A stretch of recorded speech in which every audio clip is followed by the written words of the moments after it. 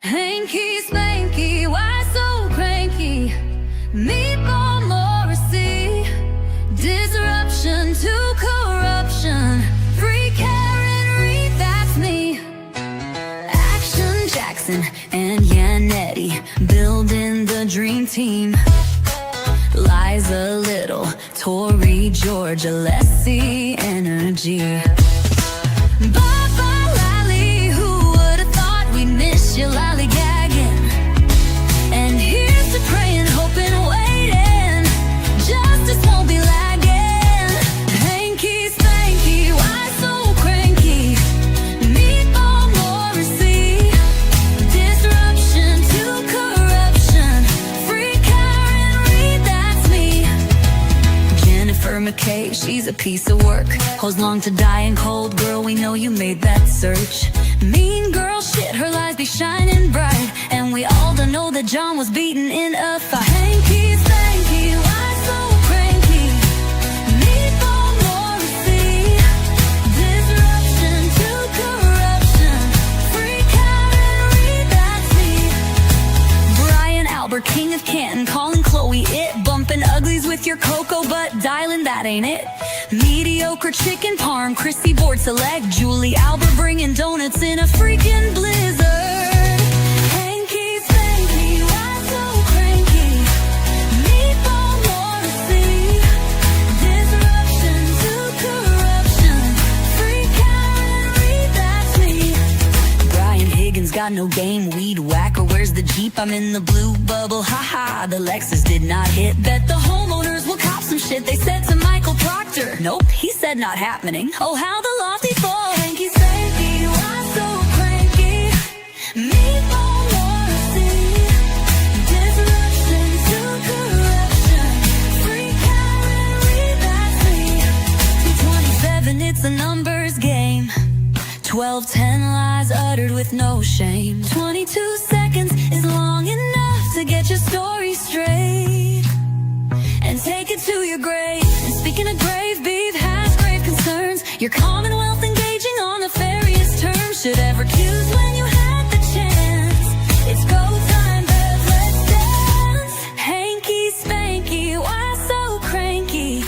Meatball Morrissey, disruption to corruption. Free Karen Reed, that's me. Tristan Morris can't tell the time. Caitlin found a dog. What's the reason for these lies? So many discrepancies. 47 taillight pieces, and Colin was in the house. The basement floor, those bulkhead doors. And what about that Ford Edge? Need we say more? 3 flights of stairs, the waterfall and dirt and salad port. The bukkake of it all. Hanky, Spanky, why so cranky? Meatball Morrissey, disruption to corruption. Free Karen Reed, that's me. Juries, we believe in you. Reasonable doubt is coming to you. Free Karen Reed is what you need to do. 'Cause justice for Officer John O'Keefe needs you.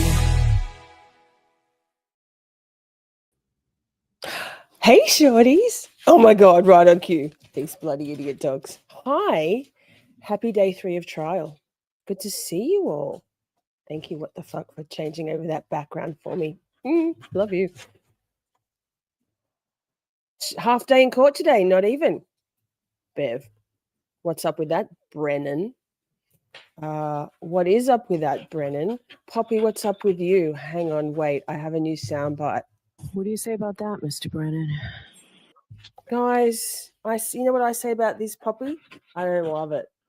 I've run out of treats for them too. My well, my yes, what the fuck made it? I was surprised to see you backstage, girl. I hope you didn't have to rush too much. Who else is here? Akasha. Hey, Dave's channel. Vixie, Colors, Simi, Shelley, Buster. Hey, I did I've got a couple of shorts. Jersey Jen, hi, good to see you. I've got a couple of shorts at the moment. Feet Buster. they prove kind of popular. Have a look in my shorts. Don't have a look in my shorts. I'm wearing tights. Have a look in my shorts file. Hang on, this is as good as it gets. Poppy, I'm getting groceries delivered later today. I don't leave the house. I haven't left the house since last Thursday. It's Friday today. 2 for you. 2 for you, and bye. It's also ANZAC Day today in Australia, which is like our Memorial Day. Hi. It's like our 11th of the 11th. Hi, Buster. So traditionally, and Nicholas Ticklus, who's in the house, went to the dawn service, which is at dawn, and it's to remember, lest we forget, those Australians and New Zealanders who have served and or fallen, hi Steph, in all of the wars that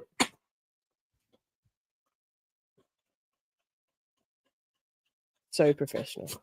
All of the wars that we Australians have realistically fought to support you guys in the States, those of you in the States. So at 11 my time, which is in just under an hour, traditionally in Australia, we have a moment of silence to remember fallen armed service people over the last 130 years, 20 years. So we're going to do that here in Camp Shorty. It's quite a haunting moment. We have something called the last post, which is trumpet. Very haunting. So it'll just be a brief pause to reflect and show our respect, lest we forget, for those people who fought in all those wars. Fought, died, lived, if you call it living. Who else is here? Brooklyn, did I see you? Micah, hi Micah. Michael, hi Michael. Poppy, yeah. This song needs to be updated. A little Kerry Roberts deserves her name in the Hall of Fame. Shame. Yeah, don't you worry about that. There's more songs. There's more songs coming. All of my first Free Karen Reid song was written in November last year.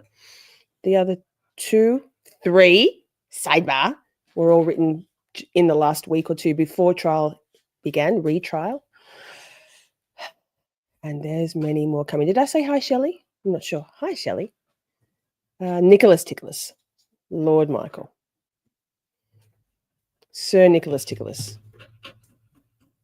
Ms. Poppy. So, where should we start? Thank you for being here. Wait, I forgot to say. Just want to make sure I didn't miss anyone. Have you hit the like? Oh, obviously, you need to. Smarter Hari. See, I'm forgetting people. Rude. Not professional. I try. Poppy, I'm just going to try. It's really tricky. Holly Street. Sup, bitches. We're live every night, man. 10 nights with Shorty. This is, what is it? 3 more nights. 3 more nights, and then it's back to peasant work for me. I'm scrolling. I got everyone. Brandy here. Hi, Brandy. I got to put my glasses on. I'll see better. I'm going to ignore Poppy. It's not for. I don't not love her. I just don't love behavior. What'd you think about today in trial, y'all? Oh, Anya, hi. Good to see you. Yeah, scrolling. I went the wrong way. Jersey Jen. Missed my shorties. We missed you too. I was looking through my. Oh, this is going to sound like real grifty. I'm going to say it anyway. Hang on. Ooh, that was loud in my ears. Was that loud for you all? I was looking through my orders on the merch store just because I needed to grab a couple of addresses to send out some things, prizes and such. And Jersey Jen, I saw your name. I'm like, oh my God, I haven't seen Jen around in a little while. So I'm so happy you're here. Thank you for being back in Camp Shorty. I'm still scrolling. Wow. I think we're there. I think we're at the bottom. Like, we're the only way is up. Destined to be. Good to see you. Hang on, let me just write Jen's name because I wrote it round back to front. But so don't forget any super chats, super stickers, like any dollars to the channel. Me, hi. You go in the draw for a Miss Shorty merch t-shirt. every week. We're drawing the next one on Saturday. If you see Mary Flynn around the YouTube streets, she won last weekend. We haven't seen her this week. So if you see her, let her know. Mary Flynn, you won the merch draw. Pick a t-shirt and let Miss Shorty know. Hi, Carla. Good to see you. Okay. Walk and talk chat. I've got some. There weren't as many news clips today when I was looking for news clips. I'm not sure why. I guess maybe because it was a short day. Was I looking a little bit early online? Not sure. Thank you. Motion to screen. What the fuck? Granted. Thanks for reminding me. Replay crew, hi. Thank you for watching on the replay. Love you to leave a comment after you've watched or timestamp along the way of things you notice or want to comment on. Same with you chatters after. But also, if you'd like to watch the live chat replay on your handheld device, mobile phone, tablet, etc., it's easy. All you do is swipe left on the comments tab and it gives you the option for the live chat replay instead. Poppy. Yeah, I really love you. I really love you. I love you so much. You're very enthusiastic. Okay, stop talking in that ugly dog voice. Sorry. Not sorry. I mean, I'm sorry, but it just is what it is. Everybody's got a dog voice, right? Everybody's got a dog voice. Oh, by the way, all proceeds from the merch store go to paying my beautiful mod squad, my friends, my glorious friends. It's just a token thank you. They're not employees. They're not here under duress, except colours. And so that I don't take anything from that. And we also donate to charity every month. It's been Impact Advocacy Foundation the last few times.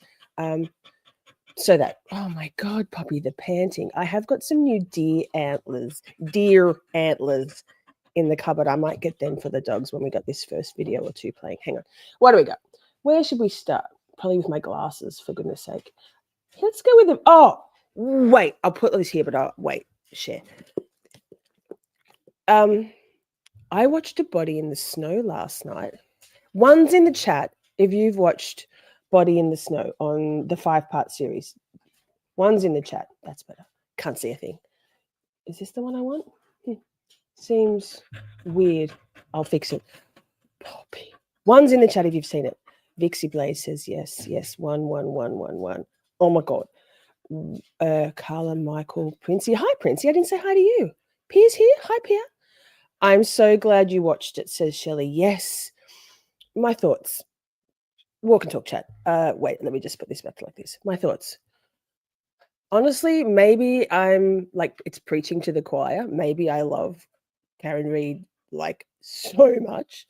Holly says 1. Anya 1. Nope. Brandy, give it a watch.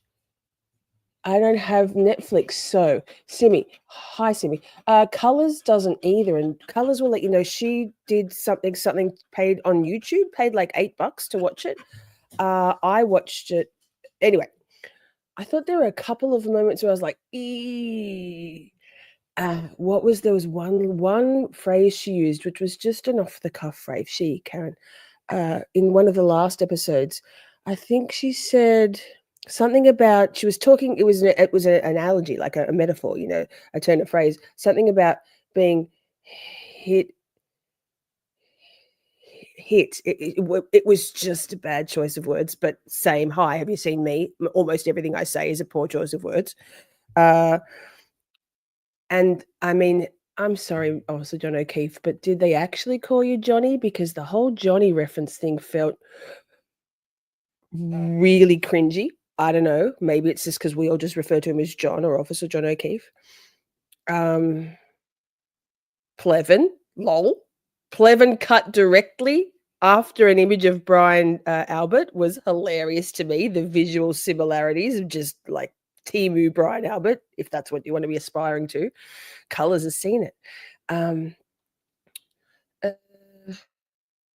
I thought Christina Wex was pretty good. She gave a pretty balanced viewpoint. Carla says, I watched it on Max. Nicholas Tickless. Here I had to stop watching the docs on Karen Reid too much. See, I haven't watched any of them. And I was just like I was bawling my eyes out. You're not surprised. I cry a lot. Like I cry here on lives. Like crying my eyes out. The footage, I tried to do a short of it, but it got blocked because copyright. The footage of Karen, I hadn't seen Karen when she was arrested for the second time when they upcharged her, and Proctor and Bukkake are there. Fucking pieces of shit. Those two are pieces of shit.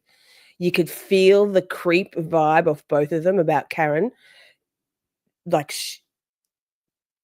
if you haven't watched it, honestly, I'm going to say it's the best of all the documentaries because I haven't seen any of the other ones. I thought it was amazing. I don't think it... Anyway, that's my thoughts. You're all here watching me talk about shit. Hi, Kimberly. Good to see you. So, right. Let's go back to this. This was, I think, from a couple of days ago. I'll fix that layout while it's playing. I'm not sure why it's fucking with me so badly. But anyway, let's go. And then we'll talk a bit. I've got some thoughts on today. Play. Please, we're loaded for bear, ready to get the show on the road, and we're happy with the whole process today. Are you I think this was from 2 days ago, but I liked it just because I stand Karen Reid. happy with these jurors, these 9 men and 9 Very women? pleased, You've seen absolutely. them Yep, up close, and I what do believe you they're think about them? truthful and they were questioned thoroughly. Please, we're loaded for bear. So that. Now a slightly longer clip that I found. You may have seen these. They're shorts. Share this tab instead. Let me scroll. Did I miss something? Jersey Jen. Love my shorty. I can't see. I got to put my glasses on. Damn it. Vanity's a curse.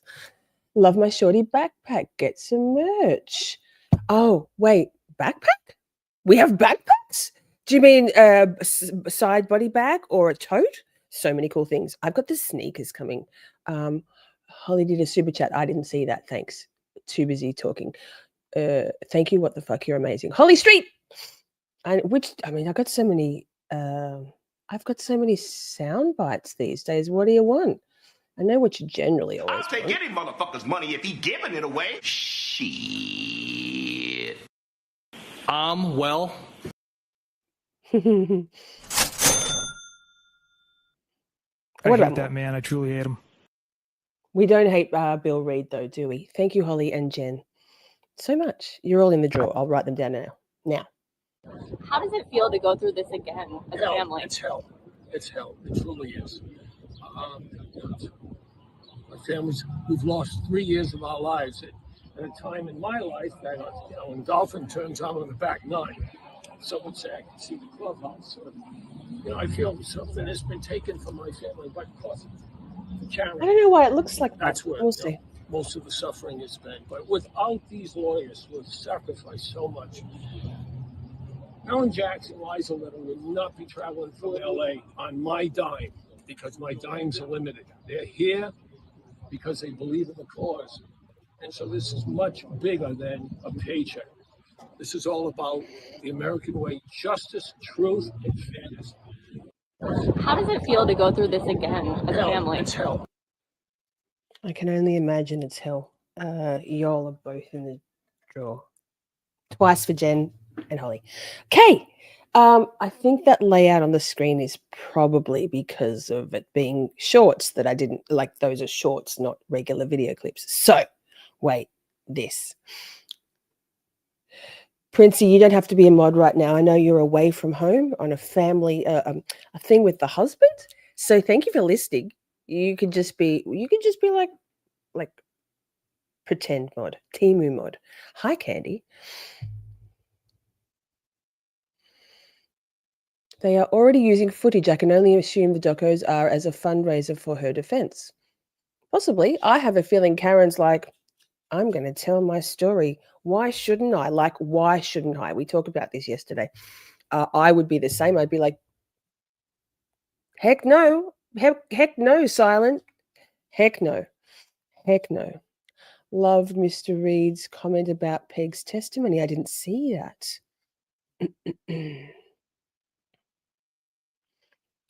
I'm missing things here, but Steph, but Colors is a mod. Can I be not a mod? It's a bone of contention around here. Don't forget too, along the way, if you hit that little heart button next to the chat bar. It sends a message to the YouTube algorithm that you're kind of enjoying this. One more thing, and we'll get into some testimony or some more discussion, but there's a poll. Let me check what you're doing here with the poll. Did Yannetti come in way too hot this morning? I have thoughts. Yep, says 12% so far. If you haven't voted, please do. Although it looks like all of you have. No, didn't feel yelled at all, 23%. And then, of course, Yannetti is always fire, big Yannetti energy. Right. So I won't end the poll yet. I'll leave it going for a little longer. Let me just scrolling. I'm sorry if I missed a few comments. No, I didn't think so. Yeah, what did he say about Michael Share? Hi, Piney, by the way. Michael L., what did Mr. Reed say about John's mother? Please and thank you. I mean, I was watching Andrea Burkhart just now, and I'm on the same page with Andrea's take on the family dynamic in the O'Keefe family, what it seems to be. I'm also on the same page with Andrea as far as the relationship dynamic for Karen and John, or what it seems to be. Michael says, basically, he said he was there in the kitchen and she lied on the stand. Lol. Well, I mean, it's a whole vibe, isn't it? Lying on the stand, perjury and all that. Although that's not perjury. Poppy. That's not perjury. That's just not being entirely sharing a narrative that suits your purposes. Oh no, Carla. Carla says, sorry, I've been missing. These kids keep bringing me home sicknesses from school. Oh, that's so cute of them. No, that's shitty. You sick or they sick or both? Yuck. Being sick sucks. Now, what's this? Let me just check. We might save that. I have an alarm also set for just before 11 for myself. So it's the sound of crickets. Just to remind myself that we need to do that moment of silence. So hang in there, chat. Let's watch some Yannetti coming in hot. I don't know about it, man. It was way yelly for me. I woke up to Yannetti yelling at me. I mean, I'm not mad. Prefer it would have been a Lessie, to be honest. But I'm glad he toned it down for Mike Camerano. I don't know. I feel like maybe, what do you think about this? Yeah, what the fuck says Yannetti can bring it on anytime. I feel like maybe because it was disproportionate, right? His fire, his yelliness seemed to be disproportionate to what he was trying to elicit from Whitley. Hi, Spinster. Defense is rubbing me the wrong way this time, says Spinster. 2.0, the gloves are off. Here's the thing, though. If you're yelling at people have a society generally feels like, first responders are someone we admire and appreciate and show respect to. I don't know whether the cost risk reward was worth it for Yannetti, because what he was eliciting was kind of a moot point anyway. Subjective stuff. I'm just glad he toned it down for Mike Camerano. That's me. We'll see. We can talk about it. I feel like something might have happened behind the scenes that got Yannetti more angry. Yes, Candy, it's hardball time. More angry than he needed to be for that particular witness, whether it was about the witness, whether it was something to do with Hank Brennan, something else. He came in hot. Big Yannetti energy. We don't have enough of an emote for that kind of energy that Yannetti brought to court this morning.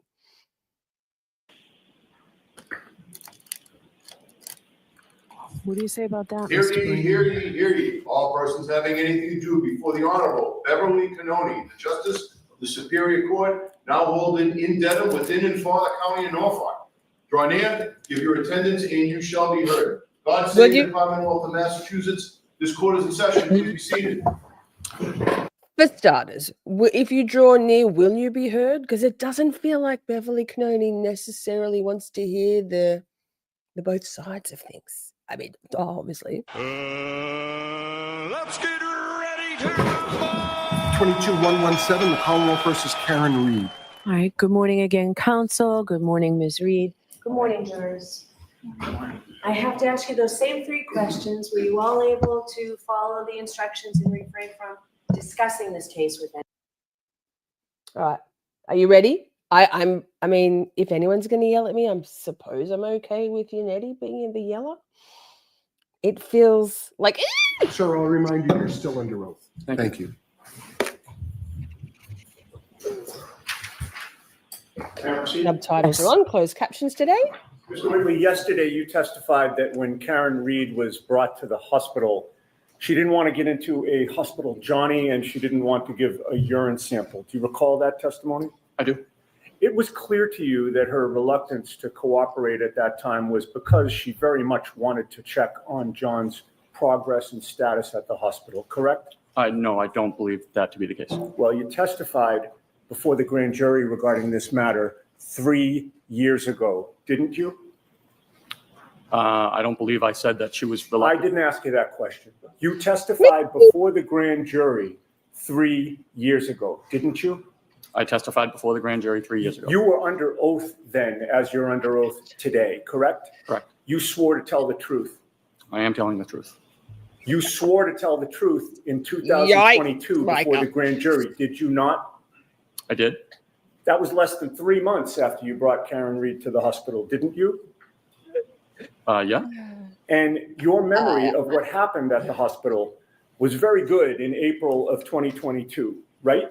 As good as today.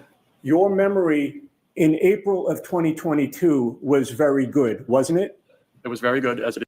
Okay. Already pausing. Walk and talk.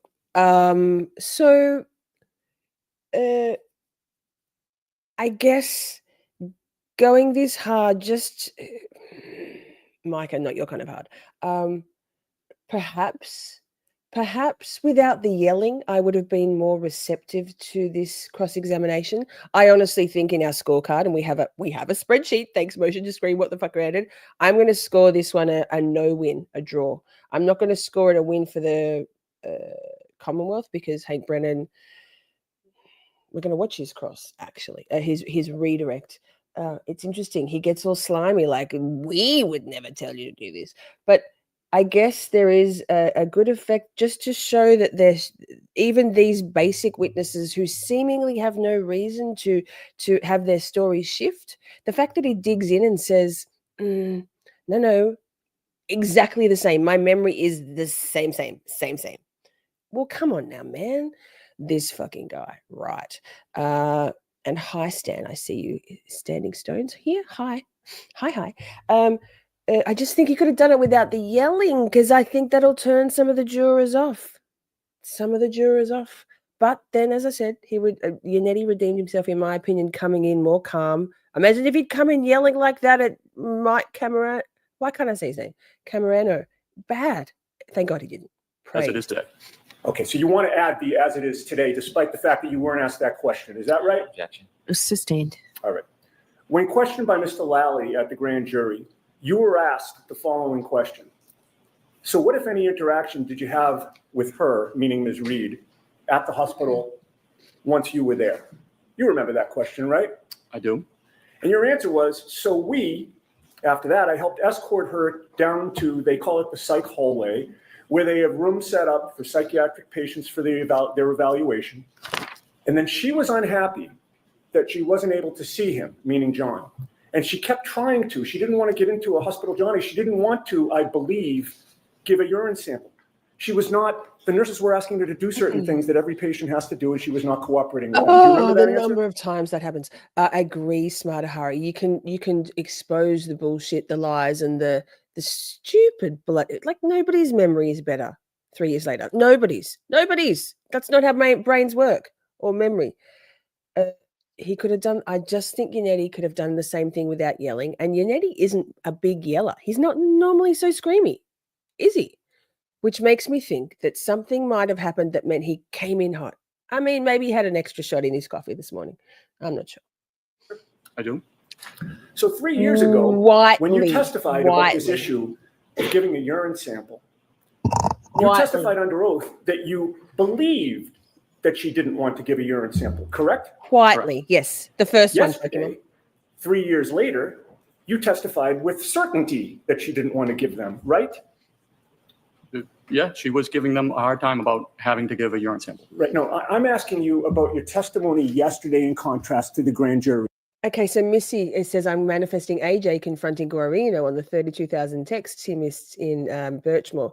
So that's Guarino, not this witness. And also Alessi's going to be doing that cross, not AJ. So, because he's the one objecting. And there can only be one horse, one rider in the adversarial process that is court in the States. So it's Alessi who'll eventually be doing the cross. Jury, sir. To the extent that I ask yes or no question, I'd like yes or no answers. So okay? no instructions to the witness, Mr. Your Yannetti. Honor, Ask the a witness be question. instructed to answer the question yes or no if it calls for a yes or no question. Answer. He's extra yelly though. It's asked of you. Okay. Okay. So Agree, go Nick. ahead, ask a question. You testified Oh my yesterday God. that she didn't want to give a urine sample without saying it was your belief that she didn't want to give one, correct? Correct. In any case, were you aware that when she was asked to give a urine sample, that Here's the thing. Agree with kind of most of your sentiments. Me, hi. But if you're yelling at the guy that society generally, and it's a preconceived thing, it's a thing. First responders, paramedics, firefighters, EMTs, even though these guys have obviously clearly been influenced by Hank Brennan, clearly,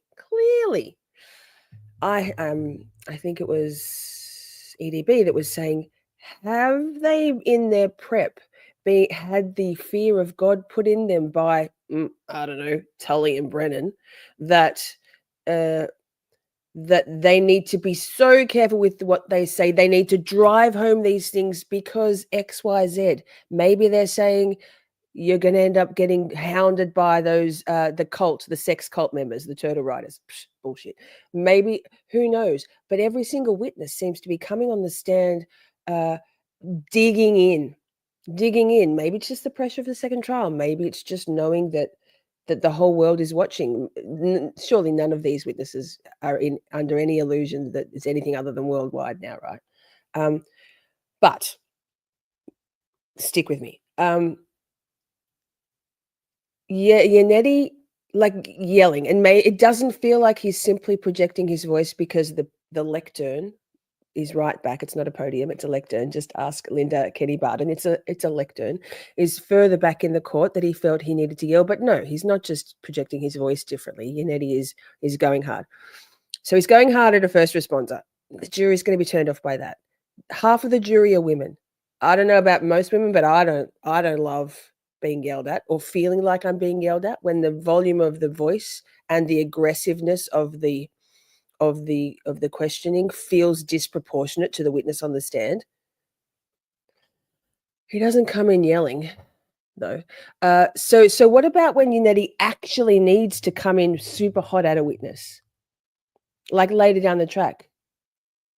What about when Yannetti is trying to elicit really important testimony from Commonwealth witnesses, and the jury's like, this is the yelly guy. Like, this is the yelly guy. This is the guy that yells, and they switch off. It's risky. I say, thank goodness he came in way more tepid, not nearly as hard at Mike Camerano, which hopefully will be what's left in the jurors' minds, because this was off-putting to me. And I love Yannetti, but I was like, I don't like this. It feels icky. that Ms. Reed had gotten her period and did not have a tampon? I was aware she was on her period, yes. You're also aware that when somebody is brought to the hospital for a Section 12, they have no privacy. Isn't that right? They have medical privacy. Either the tech or the nurse would be with the patient at all times. Okay. With them at all times, observing them at all times, correct? So they wouldn't be, she wasn't in like a hallway open to the public. Understood, sir. But she also, when I said privacy, We all know that, Smarter Hari, but do the jurors know that? This is first impression stuff. This is the first that this jury is getting to see of Yannetti. We know that, but do the jurors?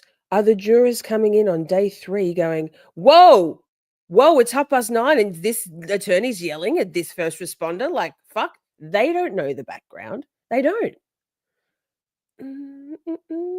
Seriously, it's risky. What I was asking Risky. is, she was not allowed to go to the bathroom alone to give a urine sample, correct? She was a psychiatric patient. We knew what you meant. I thought it was a special So nickname. she would have to use the bathroom in front of hospital personnel or some medical personnel with people watching her while she was on her period with no tampon. That came out of the blue for me, just saying, when I first heard it. Candy says, I'm not sure if this dude was being purposely obtuse. 100%. Why? But I think probably the prepping that Brennan and Tully are giving these witnesses is to be like, man, you got to man up. Don't be so, come on. These guys are going to go hard. And they are, as in the defense. And they're digging in. Even Mike Camerano was far less helpful than last time. I'm not sure why. Are they being prepped to be really on the defensive and really waiting for shit to go down? Well, here we go. Point proven. Correct? I would understand that to be true. All right. And you're aware that she did cooperate and eventually give a blood sample as well, correct? I'm not aware of a blood sample, but urine sample, yes. She did give the urine sample. Correct. Now, in your testimony yesterday, Oh, you discussed the topic of your memory of what Karen Reed may have asked you about John surviving in the snow with light floor. You remember those questions? Do you think it sounds like Hank's yelling every time he gets up there? He's been yelling in the pre-trial motions hearing. None of the witnesses can bloody hear him in this. He's very and slimy. I don't get yelly from Hank Brennan. His redirects, are more yelly, but it's not so yelly as just like whiny. We would never say. He's just awful. I remember asking about not having a jacket, correct? Now, starting at the end of the day, when I cross-examined Good point, Nick. Yesterday, I asked you about that topic, and I said to you, you mentioned something about hypothermia, that you assumed you may have been dealing with the hypothermia situation. Hi, Laura. And your answer was, well, she said that he had been out in the snow without a jacket for many hours, correct? Correct. That's a bloody good one. But before I cross-examined you at the end of the day yesterday, you previously testified 3 times about this topic, correct? I believe it would be the grand jury and the previous trial. Right. And direct examination. The level of dehumanization. Yeah. Have you ever been to jail, Princey? I have. I guess people who handle anybody being sectioned, being held against their will on mental health issues, it's all part and parcel to them. It is dehumanizing. Hi, Rachel. Good to see you. It's horrifying, but I don't think that this treatment was exclusive to Karen Reed. I guarantee you that's how everybody is treated, matter-of-factly, in this situation, same as when you're arrested. Same. Speaking from experience. I haven't never been sectioned, but I've been arrested. When Mr. Brennan was asking you questions before I stood up. It's all good. I'm not a criminal. Let's start with the first time you testified about this topic back in 2022. That was, again, less than 3 months after you had a conversation with Ms. Reed at the scene on January 29th, correct? Correct. Her statements and questions to you at the scene were fresh in your mind in April of 2022, correct? Correct. Color's good point. Andrew said this. Agreed. Also, if the case is Karen didn't hit him with her car, who cares what these people say? It's not that important. I think probably Yannetti's just trying to drive home, no pun intended, the fact that these people are digging in and it's weird. And then they say stupid shit like, Yes, my memory's just as good now, or better if you're furrows not all, now than it was 3 years ago. Get the fuck out of here. Like, get the fuck out of here. But I think he can do it without yelling, just saying, I'll move on. Will able. I In can't. April of 2022, before the grand jury, Mr. Lally asked you, quote, what, if any, questions did she ask you regarding hypothermia? Do you remember that question? I do. Your answer was, she was just wondering if he could have survived outside in the cold, even though he didn't have a jacket on. Do you remember giving that answer? I do. Nowhere in that answer, in 2022, less than 3 months after these events, do you attribute the words, quote, many hours, end quote, in the snow to Ms. Reed, correct? Yes, I was not. I'm not asking for an explanation, sir. I'm asking for an answer. All right, so he was answering you, Mr. My Yannetti. question called for a yes or no answer. Nowhere in your answer in 2022 do you attribute the words many hours in the snow to Ms. Reed, yes or no? But I really am. No, I I'm did not say that at that point. Nowhere in your answer Nefarious. in 2022 do you testify that Ms. Reed told you he had actually been in the snow for many hours, correct? She did. At that. Sir, I'm asking you about your testimony. So let him answer the. Can you get that vibe that he's Yannetti seems to be like really pissed off about something that's probably, I don't know, man. It seems weird to me. Anyway, go. Let me ask it again. Nowhere in your answer in 2022 did you testify that Ms. Reed told you he had actually been in the snow for many hours, correct?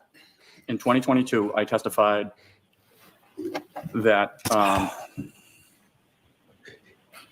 I was just told to be brief and give generalizations. She quantified many hours in the snow when we were back. Let me try this again, So, sir. because Mr. Yannetti, you're just saying 2022. Get to a Of date course, and a yes. place. April of 2022, okay, before the grand jury. My question again, and I'm still seeking a yes or no answer from you, okay? Nowhere in your answer in April of 2022, before the grand. I mean, Alan Jackson was done with Kerry Roberts. It was just yesterday. He didn't yell at Kerry Roberts. That would have served no purpose. I don't think yelling at this guy serves a purpose. Just me. Jury, did you testify under oath that Ms. Reed told you that John had actually been in the snow for many hours, correct? Not in 2022 of April, no. Okay. Oh, The next time you testified under oath was last year in 2024, correct? Correct. During that testimony, Mr. Lally asked you, oh, by the way, so 2022 is no mention of many hours, right? I did not, and I was told to be brief on the grand jury stand. But again, no mention of Correct. many hours in 2022. Okay. Now, 2024, last year, Mr. Lally asked you, so firefighter Whitley, at some point, specific to your conversations with the defendant, Ms. Reed, can you describe sort of her demeanor or any observations you made in relation to that as you were speaking with her? And your answer was, yes, she was very upset. She kept asking if there was any chance. She kept asking us if Bingo. we knew if the person ambulance one had transported was alive or dead, and we could not speak to that. She asked if somebody could be alive in the snow without a jacket for many hours, correct? Correct. So good point, Bluebird. Jurors seriously love judges, and Bev is very delightful to the jurors. They don't. We can assume they don't really know that she's loathed. We have grave concerns about Bev. But if this is this the Yannetti's first cross? I can't remember now. It's been 3 days. Anyway, they don't know. They don't know yet. They will know in this testimony that there's been another trial very soon, unless he's already said it. Wasn't paying attention. Steph comes in with some serious soothing words. Maybe there's a method to Yannetti's madness. We shall see. I hope so, because it feels like lunacy to me. Just saying. 2022, there was no mention of many hours. 2024, over time, I'm Now, ending that's the poll, first by the time way. that If you you haven't voted, mentioned you better the vote. words many hours in your testimony regarding this case, correct? Correct. Right? And when you testified last year, you testified still that she was asking you a question about surviving in the snow, correct? Correct. So then we come to yesterday on direct examination. Do you recall that Mr. Brennan yesterday asked you, before you left, were you having any? Pause. Michael says, how many times does he say, I was told to be brief on the stand? Yannetti should have asked him, who told you that? Were you given a time limit for your testimony with the grand jury? I mean, it's crazy when he says, I was just giving like a vague, what is it? I can't remember his verbiage, but he comes to it. I was just kind of given like a vague thing. No. We're asking you exactly what you heard, sir. Exactly what she said. Vague's not going to cut it. And brief also. We've got all the time in the world, right? Maybe I'm crazy, but I feel like Yannetti made great points about how this guy was shifty and made statements differently in different testimonies. Strongly agree. It's the yelling. I think you lose it because the jury, I don't think, will necessarily be hearing those points. We can hear them. All they'll be hearing is rah, rah, rah, rah, rah, rah, rah, rah, attacking a first responder who was just doing his job. We get all that nuance. I don't know if the jury is going to see past the yelling. Like Colors said, I don't think this was the guy for this kind of approach. But anyway, we'll see. Who knows? I'm going to... Any conversations with the defendant, and you answered yes. Recall that yesterday? Is that at the hospital? I'm asking you yesterday, do you recall Mr. Brennan asking you before you left essentially the scene, were you having any conversations with the defendant? And your answer was yes. You're talking about I'm just trying to make sure we're talking about the same instance. Are we talking about when we last left the call hospital, from the voting? when we left, last call on the Fairview poll. Road?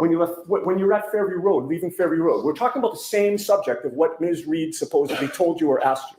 Okay, Mr. Brennan went into that with you. So on the way to, you're talking on the way to the hospital in terms of left, when we left. Yes, but he didn't yell from the jump, Micah. I remember, like who just said, Colors just said, Yannetti builds. Sorry, Jackson builds. Yannetti sometimes does, but Yannetti came in hot and stayed hot. Also, this is day 3 of an 8-week trial. Let's call it 8 weeks. Could be longer, could be less. This kind of energy is not sustainable for Yannetti. Luckily, it's not just him defending Karen. At least there's 4 other attorneys, 3 other attorneys, and maybe I don't think Victoria George is going to do any examination of the witnesses. But it's a marathon, not a sprint, Yannetti. Like, calm the fuck down, man. Like, just he can get elicit the same shiftiness from this witness without the yelling. I can't stop talking about it. It really bothered me. It rubbed me the wrong way. I don't like the yelling. Well, before you left, he meant before you left the scene. Okay, no, I'm just trying to clarify. Again, it's the same conversation, Mr. Whitley. I'm not trying to trick you. Mr. Yannetti, he just asked for a point of reference. It's clear. Now go. Understood. And Mr. Brennan said, can you share with the jury what those conversations were That's cool, about? Michael. And your answer was, so we were talking, she was upset. She kept asking if there was any chance her husband could be alive, even sitting outside in the snow without any coat for many hours. Do you recall that answer that you gave yesterday on direct? So he's calmed it down a little bit now. He's reined it in a little bit, right? He came hot out of the gates, and now Yannetti has wound it back a little. Direct examination? Yes. And that was the first time that you mentioned that she said, supposedly, or asked supposedly, about him sitting outside in the snow, correct? I was just using phrases generally speaking. I wasn't at that point I was paraphrasing. I was not speaking verbatim to what she said. Let's try that again. That was good point, Simi. Good point. That you mentioned that she claimed or asked that he was sitting outside, correct? It could have been sitting, Extra. laying, being. We took extra. Let's try it a third time. Just ask the question, not let's try it. Sure. Let's try it.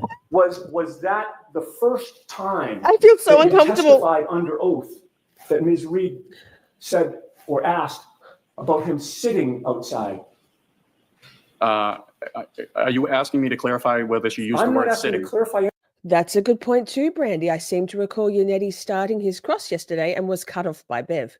And he started the BS yesterday, hence coming in hot today. Perhaps he had all night to stew on it. Maybe he had a shitty night's sleep. He popped 2 Adderalls and had a big strong coffee. I'm speculating on the Adderalls. I wish. And this is bah. Maybe, who knows? Something might have. God, maybe he's pissed about the whole experts not potentially not being exempt from the sequestration, which is ludicrous in itself. Who knows? It just feels hot. I expected. I'm not mad, Nettie. I'm just disappointed. Anything. I'm asking you whether that was the first time yesterday during direct examination that you mentioned that you asked about him sitting outside. I'm sorry. I am very confused because I'm trying to figure out if he was being outside, sitting outside. I'm asking you about Ms. Reed's statements, sir. That's all I've been asking you about. Her statements to you and your testimony about her statements to you. Was yesterday on direct examination the first time that you testified under oath that Ms. Reed mentions the words sitting outside?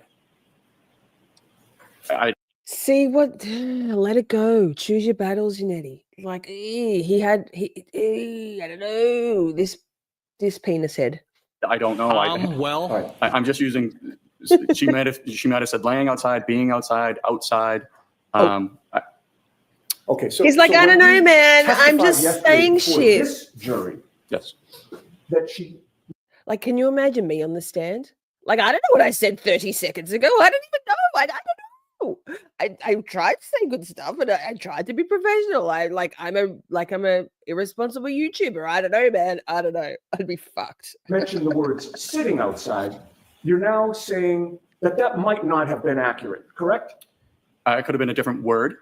Okay, but you didn't say it could have been a different word yesterday. You just left it as sitting outside, correct? Yeah. That's what I said, sitting. All right, so now we get from, the grand jury, whatever, yell all you like. Many hours mentioned, to questions about many hours, to sitting outside, to let's talk about what you said on cross-examination. I object. Okay, the objection sustained. Sure.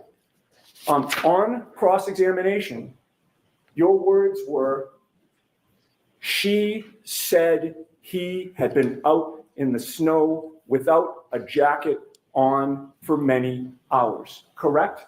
She had asked if he had been outside, if there was any chance he could be alive, even though he was outside without a jacket for many hours. So it always was a question, correct? It was a question. She never said.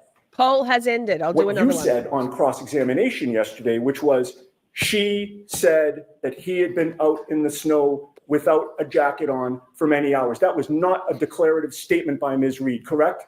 Objection. I'll allow that. Was that a declarative statement by Ms. Reed?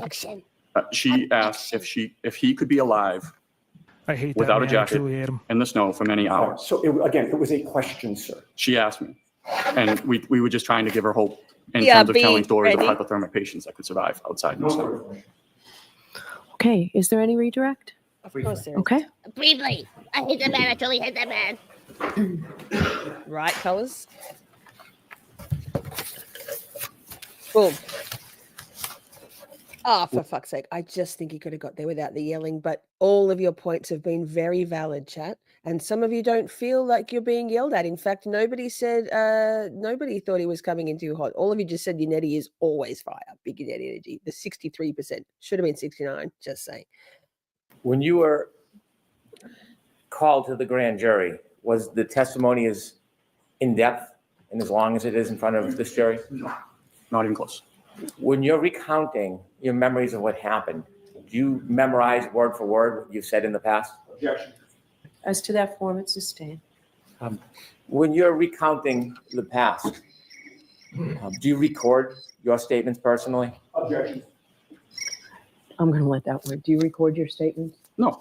Next question. Micah ordered some merch. When you testified in the grand jury, page 90, line 15, and you said the defendant told you, I'm upset if he dies, I want to Good die. choice, Micah.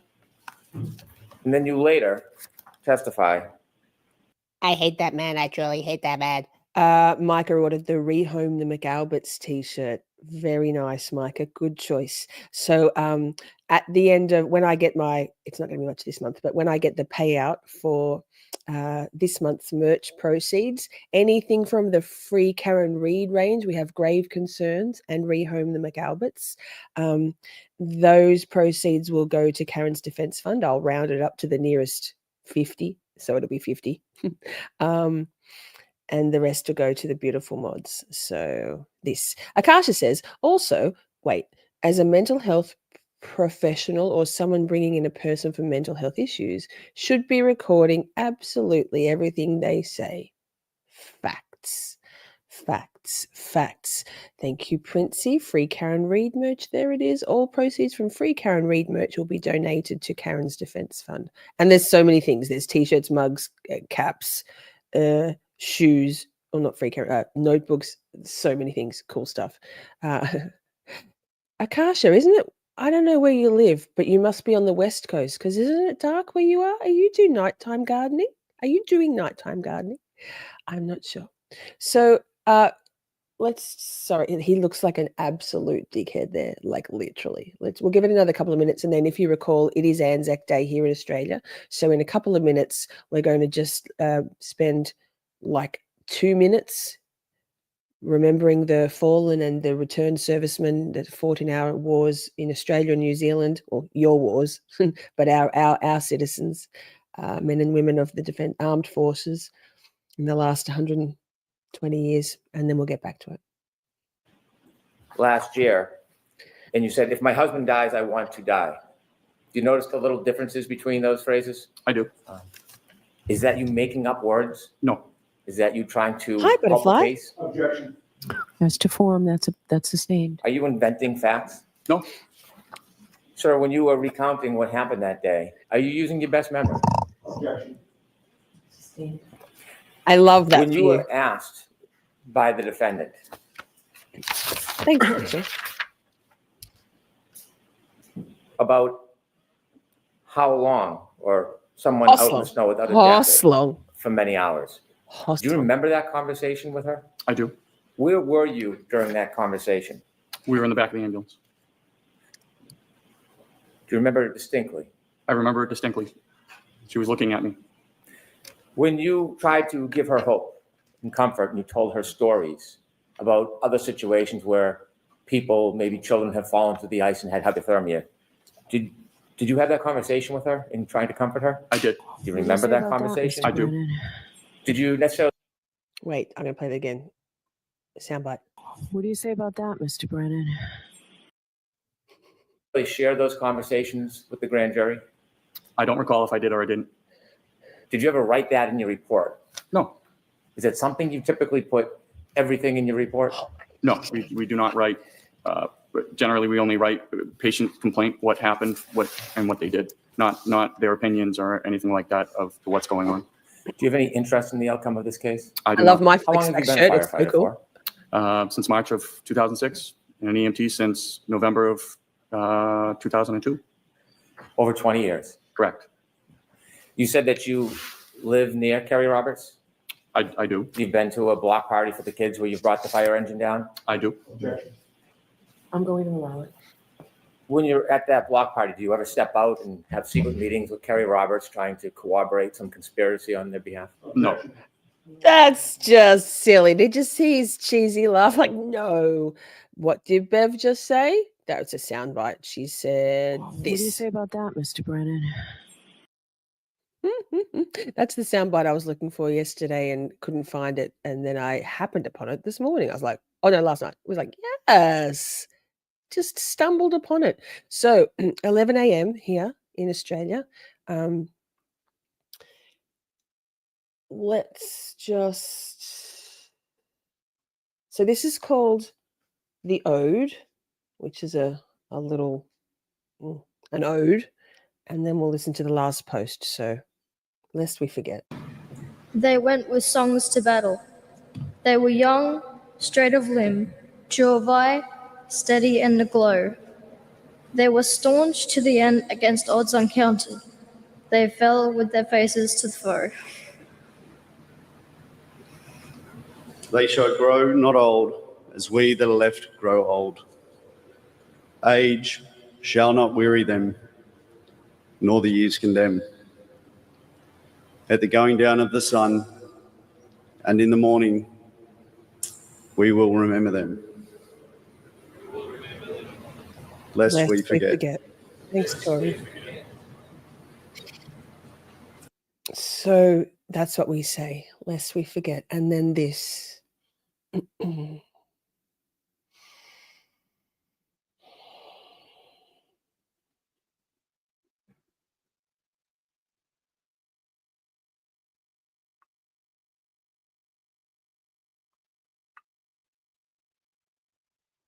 Miss Shorty.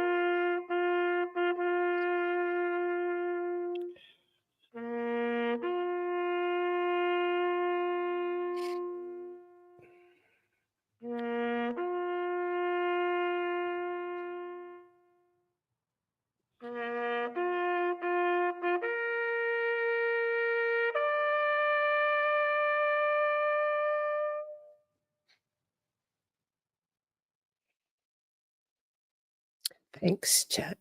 It's actually not the monument in Melbourne. That's the one in Canberra. The one in Melbourne is beautiful also, but that's the one in our nation capital. Thanks, Nick. It gets all up in my feels. I have a lot of issue with governments sending their young people to war, to fight anybody's war. But no issue with the people who go there. So lest we forget. Where were we? Thanks, chat. Can we cope? Yeah, so haunting, Tori, right? Wow, Laura, because it's 11 a.m. where you are too. Yeah. I cry at the drop of a hat, Bluebird. You should know that by now. No. Put your career on the line. Chewing gum. We need the crying gum. Any follow-up, Mr. Yannetti? No, you aren't. All right, Firefighter Whitley, you were all set.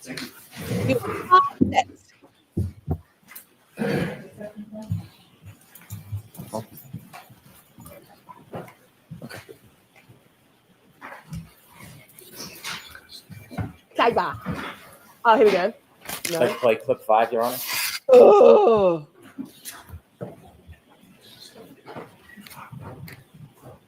I hate that man. I truly hate him. What do you say about that, Mr. Brennan? And his mother leans over the kitchen island and says to me, I think it looks like he got hit by a car. It looks like he got hit by a car.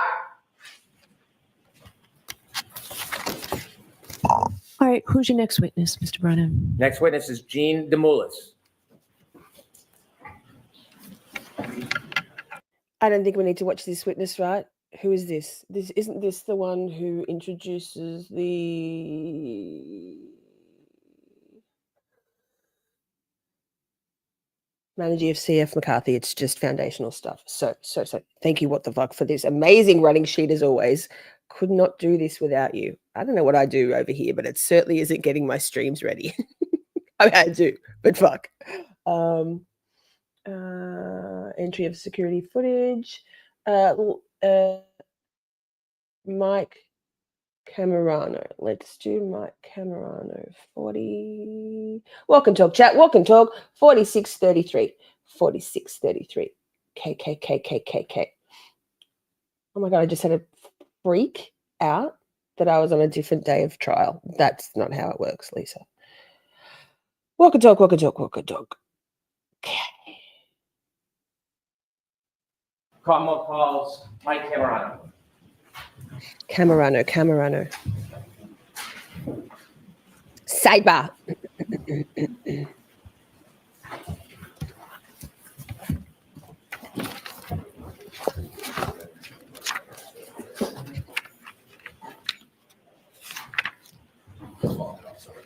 Come on. Destined to be, you mean the last post? That's what that trumpet piece was. This is our Memorial Day here in Australia. It's called ANZAC Day. And at 11 a.m.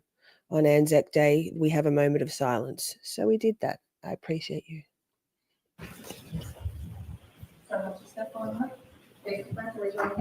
You solemnly swear the evidence given to the court is in the case now returns from the truth, the whole truth, and nothing but the truth, so help me God. We might need our crying gum again. Good morning.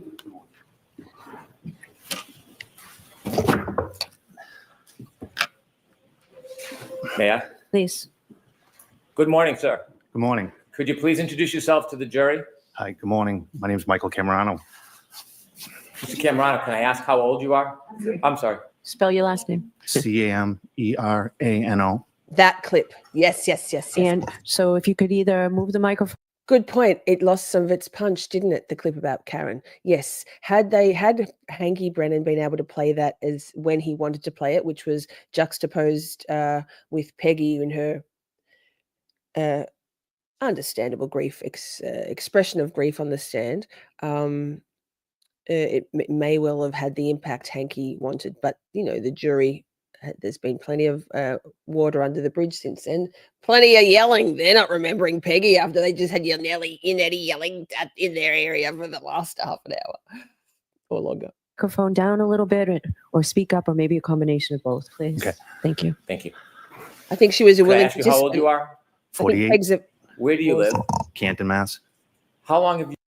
I believe that Peg has always been quite a manipulative person.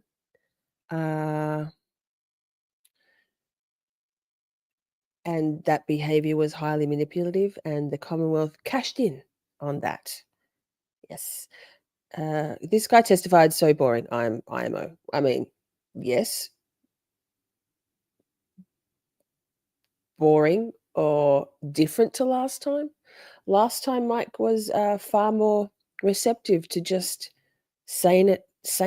And this time he's a little bit more resistant. How long have you lived in Canton for? Me and my wife have lived there for 20 years. Wife have lived there for 20 years. After the celebration with your children, did you and John leave? Yes. During that celebration, was there anybody there other than you, John, and your two daughters? No. No. Karen was not there. Was there anybody else there? No, just the two girls. We had a conversation last night about why here in Camp Shorty, why Peggy hated Karen so much. And I think it stems right back to the trope, which is tropey but real, of it's the reality of mothers who often don't think anybody's good enough for their daughter. John was the golden boy. Paul's the scapegoat in the family unit dynamic, in my opinion, and Andrea Burkhart's opinion. John was the golden boy. And Peggy never liked Karen. She's also a highly manipulative person, in my opinion, and like a bit of a cunt. Sorry. Yeah. Girls, myself and John. What was the weather like that night? It was cold. It was not snowing yet. Was there an expectation? Yes, there's an expectation. Yes. What was that? But also, Nick, last time they put Paul on the stand. Paul didn't sit there and cry, did he? It's a new trial, Mr. Jackson. So it's not a surprise to me. And playing that sympathy card, it was always going to happen, I think. If it wasn't going to be Paul, it's not going to be Mr. O'Keefe, is it? John Sr. True Kind Butterfly says, my ex-mother-in-law was like that. My ex was an only child.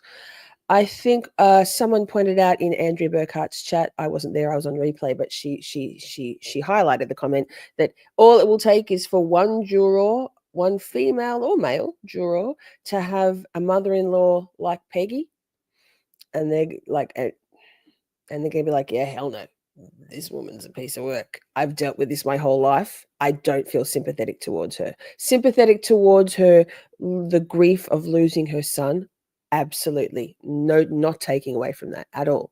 But for her treatment of Karen, she treated Karen like shit the whole time. And no shit, Karen was at the hospital. Her boyfriend of 2 years was found unresponsive in the snow, for goodness sake. John wasn't even talking to her. Exactly. Probably because she's a piece of work. That there was going to be a big snowstorm coming in. A storm was coming. Yes. When you left, I feel sad for her, but did you she's a leave piece in a of shit. separate car then, John, or did you leave together? No, we left together. John got in my car and we were leaving. We're going to leave. Where were the girls? The girls are in the house, stayed in the house. They were staying at John's house? Yes, correct. Where did you go? We went to CF McCarthy's. When you got there, did you know anybody who was there other than you and John? At that time, no. Did you spend time at CF McCarthy's? Yes. Were you drinking? Yes. Was John drinking? Oh. Yes. Alcohol? Actually, sidebar, that's the second witness that I've noticed who's gotten the burps on the stand. No shade on burping. Big fan. Love a burp. I'm a great burper, just saying. But often burping, like in this situation, it's not like he's just had a big drink of beer, or I don't know if he just took a big gulp of water. I didn't notice that. But sometimes nerves and a discomfort can cause you to burp. Interesting. Color says, oh, Lisa, I watched some EDB today. I've actually got some EDB and some Andrea Burkhart queued up, ready to go. And chat, if you're sidebar throughout the next 8 weeks or whatever, whoever you're watching your trial through, of all of the law tubers or not, if you find some commentary or conversation in that stream that you find interesting, or something that might be a good sort of springboard for us to talk about here, particularly when we get to our Friday, Saturday night recaps, I'd love you to send it to me. Send me a link or a timestamp, or a, hey, this creator said this at this point in the stream, and that'll be really helpful for me, because there's so much going on and we all can't watch. We're not all watching it in the same place. Thanks, Colors. We're not all watching it in the same place, obviously. Thank goodness we have so much variety. In fact, there's so much variety. So we can get some, and it will help spread the word for creators we haven't thought to watch or hadn't known about. So and conversations we may not have if we're just in a bit of an echo chamber of watching one or two particular creators. So I'm very conducive to that. Please send me through anything you think might be helpful for us to talk about in our Friday, Saturday night streams. I'd love that. And hi, Debbie Blair, Miss Shitty. I love it. No, Shirty, same. Typos, damn it. I hope it's a typo.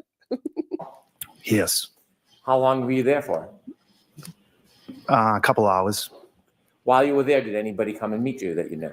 Yes. Who? A friend, and then Karen came in. The friend? Yes. What was the friend's name? Kurt. And then Kurt Roberts. How long after you first got there was it I that love the it. defendant arrived? I laughed. I would like to say within an hour, so not 100% sure. You said back home it was a celebratory mood. Was it still a celebratory mood at McCarthy's? Yes. Excellent, Nick. Send them my way. When the defendant arrived, did she spend time with you and John? Pause. I might even in the Discord, yes, Fight Club Discord, I might even make a whole new channel, Inside Baseball Talk, to that's not just our MA versus Karen Reed channel, but another one just purely for those links so they don't get lost. Links and suggestions. What do you think, Chad? He is the only person who seems to truly care about John, says Destined to Be.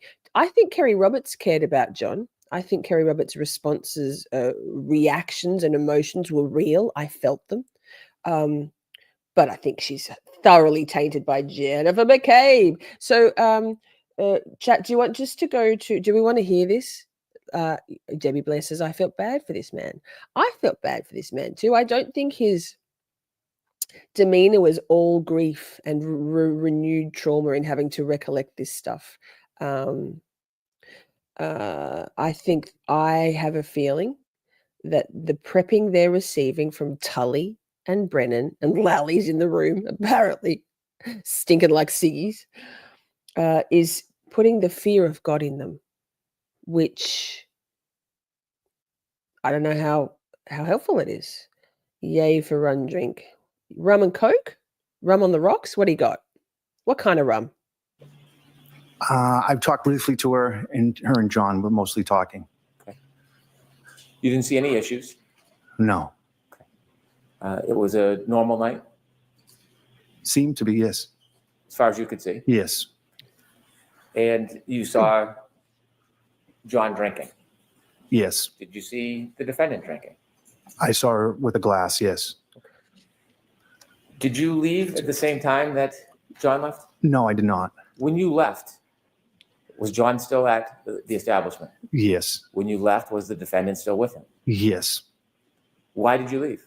I left because I got a phone call. My son was playing hockey in the backyard, and he got hit with a stick and lost his tooth. Oh. Where did you go? I went to my son's friend. So remember last time round, we got a few laughs. He remember the pussy comment, like, was it Kurt or John said, if you don't come out, you're a pussy. I was like, oh, okay, fine. And they had a laugh about the tooth getting knocked out. I don't know. Maybe he just doesn't want to be there. I don't know. Back to the Body in the Snow docu-series. How about that fucking guy that's so anti-Karen? Brendan, John's childhood friend. Man, where's your critical thinking? You left it at the door. His friend's house. Do you know about what time that was when you went to see your son? I would like to say 9:30, between 9:30 and 10. You didn't go back to McCarthy's that night, did you? No, I did not. After you helped your son, where did you go next? I went to pick up my daughter, Madeline. Did you go at John's house? Did you go in John's house? No, I did not. When you got to John's house, did your daughter come out? No. We went to the side door and rang the doorbell. And then what happened? And then my daughter came to the door. Where'd you go? From there, we left and went home. When you went home, had the weather changed at all? It was cool. Good point, Michael. I don't think he has an issue testifying. I think the issue is testifying for the Commonwealth. Good point. Ew. I mean, if she considered Higgy, maybe she considered little Ranger. No offense to Rangers, but beautiful. Sorry, just checking the private chat. We'll skip through this because it's nowhere near as delightful. He does look tired and deflated. Can't imagine it's been easy on everyone still having no closure with this still going on. I agree. I found it interesting also back in the Body in the Snow, the people who did speak to the documentarians. Interesting. Wasn't like there wasn't any of these people there, was it? Very interesting. Although Nick Rocco got a spot. What do we got? So we're 2-0 what? Let me just check that again. What the fuck said to me, because she's my backstage. She's my production assistant. I'm really just the front man. I'm just the talking head. Wait. Swing my way. Swing it over here, shawty. Bloody legend on the sound bites too, isn't she? 2:05. And then it was a very short day in court, right? Walk and talk chat. Good afternoon. Just a few more items I'd like you to recognize. Your Honor, may I approach? Yes.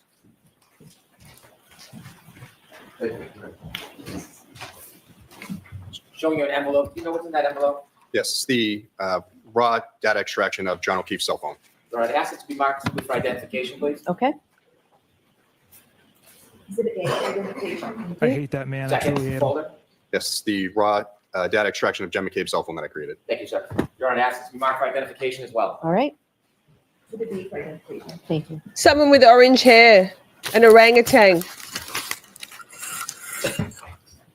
Trooper, you shared with us that you downloaded the extraction of the phones that you identified and you made reports based on specific. Wait, what song did I quote? Here's the thing. My music is mostly just me talking, putting it into words, into music. So actually my songs quote me, not the other way around. Steph says, I cannot wait for Jen's day in court. We voted yesterday. Most people thought week 2 for Jennifer McCabe on the stand. Well, specific week identified one's features, basically for over, example, so it can't be week conversation one. between two people. Yeah, so I didn't do the extraction of Jen's phone, but I made those reports with the PDFs from the data extraction. Relative to Mr. O'Keefe and the defendant's phones, you created a document that provided us the phone calls between them on January 29th. Yes, that's correct. And separately, you also provided a document that included all of the chats or text messages between John O'Keefe and the defendant on January 29, 2022. Yes, it also included the 28th. Thank you. Yes. And in that compilation, did you put together or do you create or review Interesting choice of words. Compilation. Yes, Laura, the kill me dude. Whoops, whoops. Yes. a PowerPoint of those? Yes, I did. And what was the point of that? Just to show the texts and calls in a chronological order, because that way you're not looking at two different documents trying to compare and contrast the calls to text messages when each is coming in. And did you begin that PowerPoint presentation with a call at 2:16:10 on January 28, 2022? Yes, that's correct. And other additional chats or text messages earlier that morning? Yes, there's a handful starting around 9:45 a.m. May I Yes. approach you on? Yes.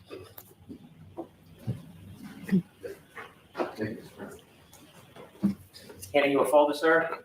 Could you take a look at it? Let us know if you recognize what's in it. Yes. So this is the bulk of this is the PowerPoint calls and text messages, and at the beginning there's the messages from before 2:16 in the morning. I'd like to introduce this as an exhibit, Your Honor. Okay. No objection, Your Honor. Great, thank you. With permission, I'd ask the witness to read the text messages from the morning hours, and then we'll begin the PowerPoint presentation. Okay. Thank you, Your Honor. Do you have a hard copy of those for me? It was provided. I'll see if you have another copy if you don't have it. All right, I have, it's in here, the pre-morning hours, the ones that we discussed at sidebar. If you don't have them, The defense has a copy for you, Your Honor. thank you. Okay.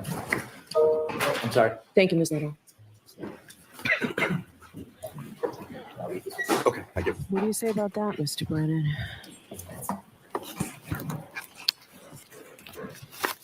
May we begin, Your Honor? Please. Could you first read the text messages from that morning to the jury? Yes. Apologize if I misspelled things or state things. Start time. You can't misstate anything, sir. You're reading stuff into the record. Just saying. However, the jury will have a copy of this transcript or compilation for their perusal when they deliberate. This is the guy with the injury, hit by a car in a car accident in the line of duty, something like that. So some of his pained facial expressions we can't necessarily interpret as being pained, although it's quite the epic marathon of reading these texts. I'm going to do a poll about your thoughts on the texts when we get a little bit into them. I have thoughts. Time. All right. It's a little different than the format I had before. All right. This is from Karen Reed to John O'Keefe. You have really hurt me this time. This was sent at 9:49:20 a.m. on the 28th.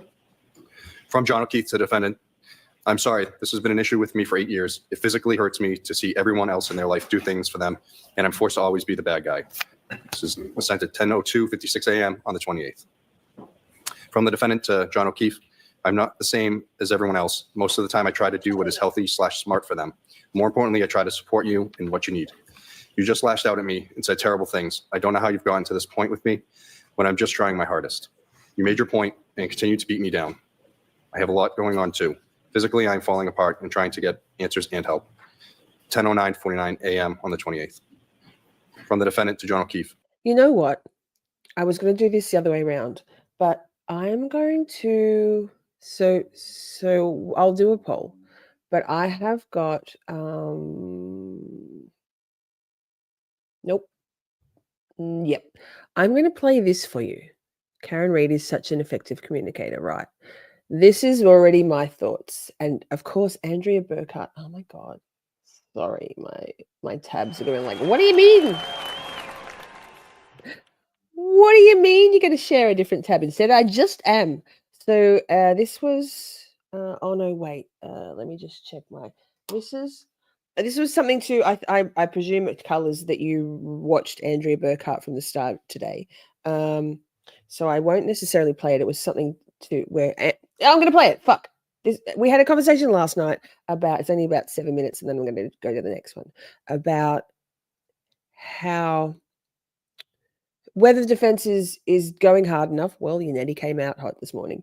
And then I was talking to Nick offline, and then Colors also saying, we're going to remember Andrea Burkhart comes from her paradigm, her frame of reference, her lens is that of an appellate attorney, right? She deals with wrongfully convicted people, or people going through the appeals process, whether that's wrongfully convicted or not. That's her profession. So of course she's going to see the worst case scenario and those issues in what the defense is or isn't doing. So I found this a really interesting introduction from Andrea.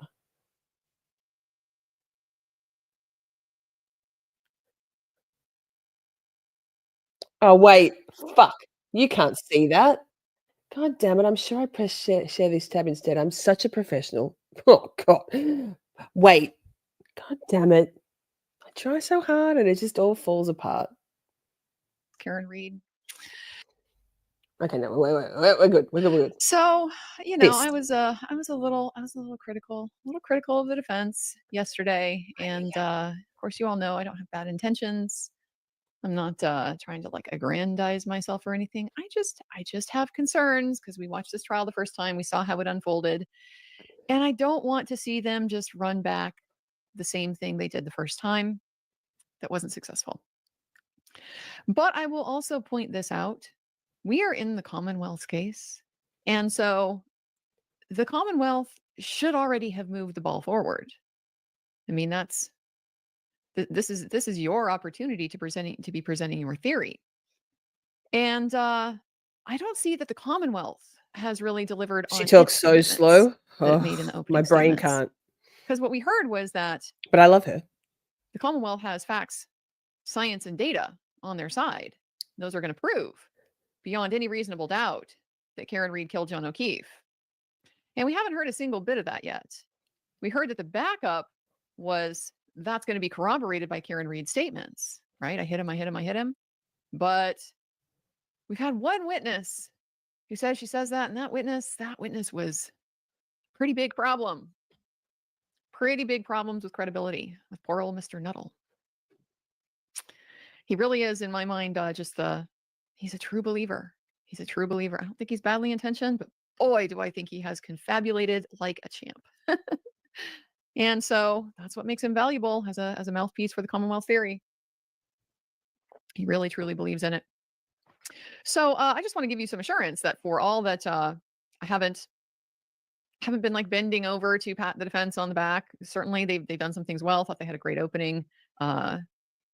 They showed the problems with Mr. Nuttall's testimony. My criticisms have largely been cautionary. It's not because they aren't doing what needs to be done necessarily at this point in time. I'm just concerned about how that could unfold as this trial continues, if they continue on this path that they're on. But the bottom line is the Commonwealth should be ahead by now. They should be ahead. You normally start your case with something that's going to catch the jury's attention. It's the whole principle, primacy and recency. Every attorney learns it pretty early on if you're doing trial work. The things that people tend to remember, the first thing they hear and the last thing they hear. So the whole stuff in the middle, it just kind of runs together. It's one of the arguments in favor of doing a very short and very targeted cross-examination. Makes it more memorable. Girl. But we haven't seen that. We haven't seen that from the Commonwealth, have we, Timothy Nuttall? I mean, if the doctrine of primacy and recency is at play here, then the first thing that the jurors are going to remember is that witness the Commonwealth put on completely fell apart. Completely fell apart. Just can't be relied on at all. Didn't learn from the first time that your vivid memory of John being in a puffer coat that you had a hard time taking off of his cold, stiff fingers didn't happen. You didn't learn that the first time. So you had to have a second vivid memory of exactly how and when Karen said, I hit him, I hit him, I hit him. That didn't happen either. So that's what the jury's remembered at this point. Couple more minutes of this and I'll And skip through to through the next part witnesses I that wanted we've to had so play. far, Timothy Nuttall, Carrie Roberts, Peggy O'Keefe, Nicholas Guarino, and Derek Whitley. 5 witnesses. Nobody's brought facts, science, and data to show that Karen Reed has killed John O'Keefe with her car. So they're not moving the ball forward on their case. And that's frankly a win for the defense. If they're keeping the score even, if it's still competitive at this point, they're not starting to get pushed into defensive ground. That's a win for the defense because the Commonwealth has had 2 days to move the ball forward with their best stuff. And this is what we've gotten. So I made a comment yesterday because we were talking about this kind of evolution with the challenge to the Arc of Witnesses and how Judge Cannoni is handling. Okay, so who was Jen talking to at the side of the police car? I think it might have been Good or Lank. Let me just skip through to right to the very end. No, not right, because it was a very short day in court. 3:10. So this is with regards to the text messages. 3:10, 3:10, 3:10. Just my opinion. I'm not the only one with an opinion, the only one entitled to an opinion. I'm not authoritative. It's just my thoughts. So take them with however much value you think they have. I see one person basically begging for attention and concern. Text Care about messages. me, please, John. I see one person trying to make an effort to reconcile, but needing to be heard and understood for that to be effective. And I see one person stonewalling. I'm not sure. Refusing. Not going to do that. Male or We're female? going to do it my way. That's what I see. I don't see at any point in this message chain John reaching out, trying to empathize with Karen. Yeah, I can see where you're coming from. She talks I so don't see slow. anything in this Good text Lord. message exchange where John is taking accountability for how he behaved in the morning. Oh, there's that. I'm sorry. Very, very early on. And then he excuses it, doesn't he? It's just, this has been a thing for me for a long time. It's a soft point. I'm so used to seeing everybody else do nice things for them. And I always have to be the bad John. guy. It's not my fault. This is somebody who can't acknowledge their own shortcomings. Can't take responsibility for, apparently going off. I'm sorry, but here's why it's not such a bad thing that I did it. And then expects that to be definitive, because when Karen is coming back and saying, I don't feel heard, I don't feel understood, I'm not sure that you get why this is a problem for me. What does she get? She gets dismissed. Well, I already told you I'm sorry. I don't know what else you want. You have one person refusing to give and one person that is desperate to get it. That is like the classic definition of a toxic relationship. Somebody is not getting their needs met. They are desperate to try to get their needs met. One person is refusing to meet the other person's needs, and they just get locked in this toxic battle of patterns. I'm trying to make this work. I'm sort of withdrawing when it's not going the way that I want it to, and you can deal with it or not. It's up to you. Refusing to give. And so there's some patterns in here that I kind of tend to see. Just the dismissiveness towards her. You don't matter. You don't count. Where did we hear that from also? Oh, we heard that from Peggy O'Keefe, didn't we? Why is she here? This is her boyfriend of 2 years who was just found by her unconscious and maybe dead in the snow. Why wouldn't she be there? But no consideration of her experience in that moment, what she's going through.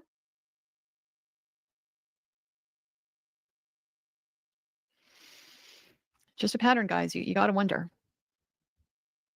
You got to wonder. Bingo. When I look at these texts and I look at this relationship, I see one that's trying to appease and one that's not. And that's not definitive by any means about, who's playing what role in this relationship, but it's pretty strong correlation. Don't see Karen being the abuser here. Karen is the one trying to heal.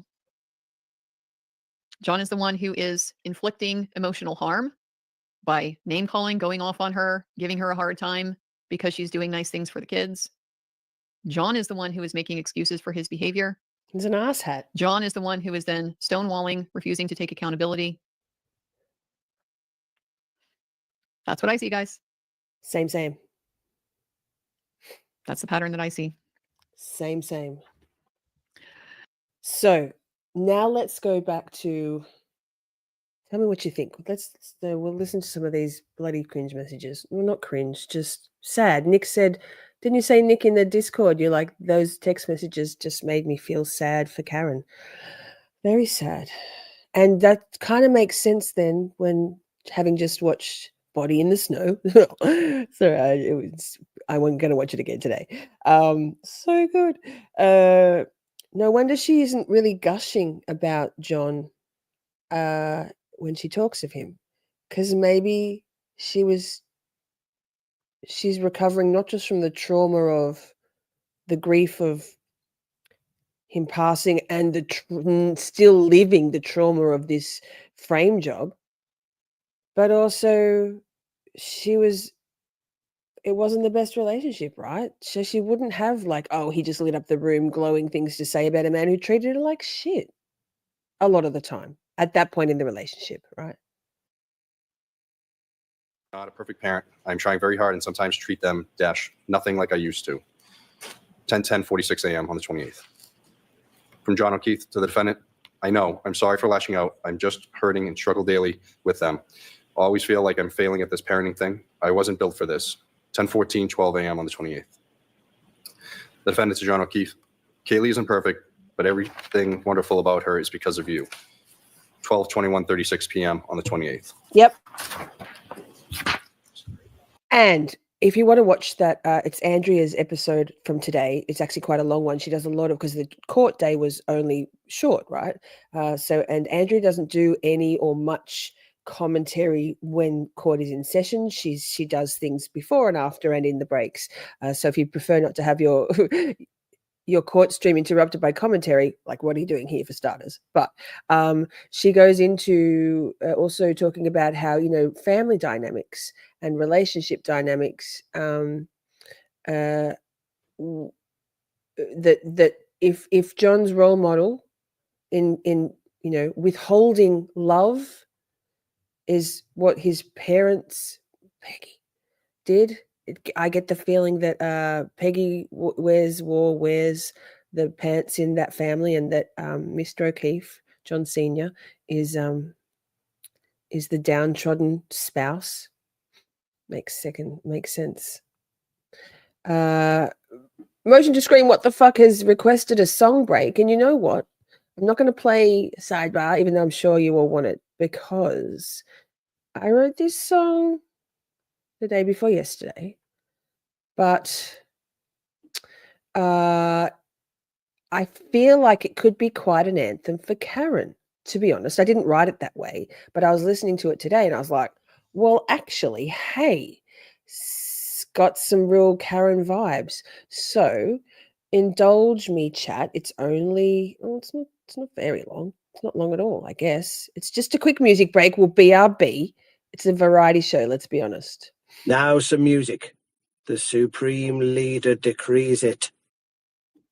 And then she couldn't get up there in time. Here we go. Enjoy. Girl, are you okay? Not sure, but hey. Yeah, I'm doing my best, 'cause I'm never gonna rest. Gonna live to fight another day. Oh, it's a thing called the wrecking ball swing. Good, bad, up, down, turn that big frown upside down. No way, it's a brand new day. Just pick yourself back up again. Really, all you can do is sing. Girl, are you okay? Not sure, but hey.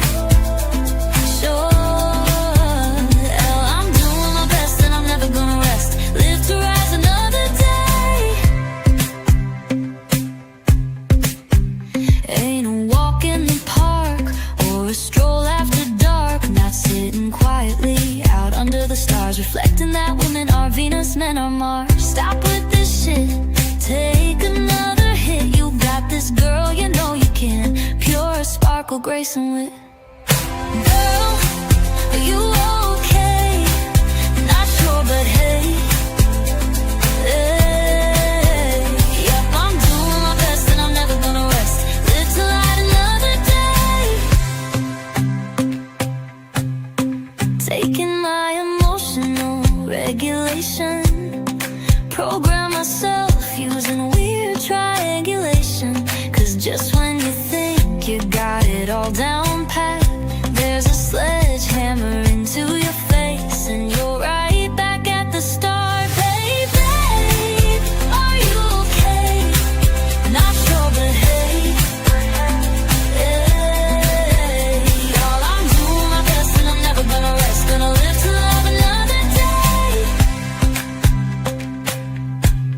Appearances, gotta keep them up.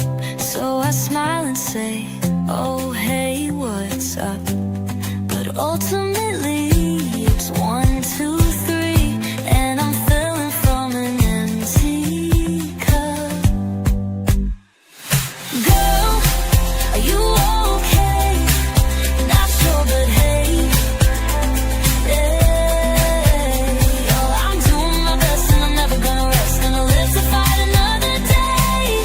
Slide in a lifetime of wildin', raw dogging and slogging, tip tap, touch clogging, grab the life rafts from the sleep. Stand up, your man up, and ride that wave. You know you're brave. They love for you and me. Girl, are you okay? Not sure, but hey, not sure, but hey. So I'm doing my best and I'm never gonna rest. I'll live to fight another day. Okay. Not my voice, my lyrics, AI music. My brain, AI brings it to life. So that, are we perked up? Let's do it. From John Keith Yikes. to the defendant, an emoji is sent at 12:21:59 on the 28th. From the defendant to John O'Keefe, it's true. I know she's her mother's daughter, but she wouldn't be so bright and successful if she lived with anyone else. 12:22:51 p.m. on the 28th. From the defendant to John O'Keefe, wow, Kristen just sent 2 back-to-back messages. Do not lose your faith in the kids. 12:31:28 p.m. on the 28th. From the defendant to John O'Keefe, or in yourself, at 12:31:41 p.m. on the 28th. From John O'Keefe to the defendant, there's 2 emojis sent at 12:32:06 p.m. on the 28th. From the defendant to John O'Keefe, no, and there's 2 emojis. Life can pick you up sometimes. Please be happy with them and put away your frustrations for the rest of the day. And be so proud of yourself, JJ. That's 12:33:35 p.m. on the 28th. From John O'Keefe to the defendant, that's what bothers me more than anything. Should have sent Peg's or Sarah's W-2s. We are all equal guardians. 1:18:21 p.m. on the 28th.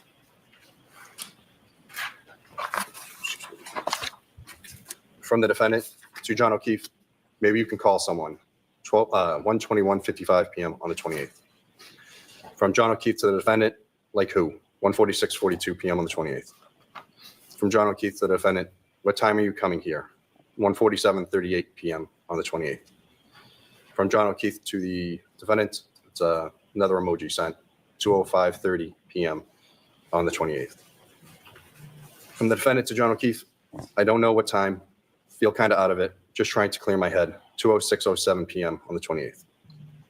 From John O'Keefe to the defendant, he writes, okay, 2:06:25 p.m. on the 28th. From the defendant to John O'Keefe, text me when you guys settle in later, 2:06:44 p.m. on the 28th. From John O'Keefe to the defendant, sure, 2:06:58 p.m. on the 28th. From the defendant to, oh, and it's cut off here, sir. May I approach, Your Honor? Yes. Well, I hate that man. That must be where the, Would it be helpful if I take it out of the binder for you? I hate that man. I truly believe hate it, him. yeah, it goes to the next one, so I'll start. Yeah, sorry. With the court's permission, we'll begin the PowerPoint. Yes.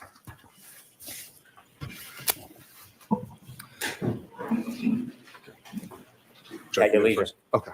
The phone call sequences, we'll start with the first slide. This is from the defendant to John O'Keefe. I feel pretty shitty about how this morning went down. I know you said sorry, but it really stung, especially when I've been trying pretty hard lately. I feel like a loser turning around, just coming back over after everything you said. 2:10 p.m. on the 28th.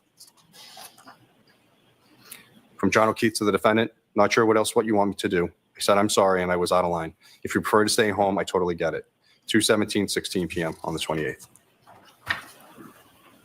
From the defendant to John O'Keefe, things in my own life have been difficult too, 33 p.m. on the 28th. I'm glad you From like John it, O'Keefe Nathan. to the defendant, I know. 2:17:40 p.m. on the 28th.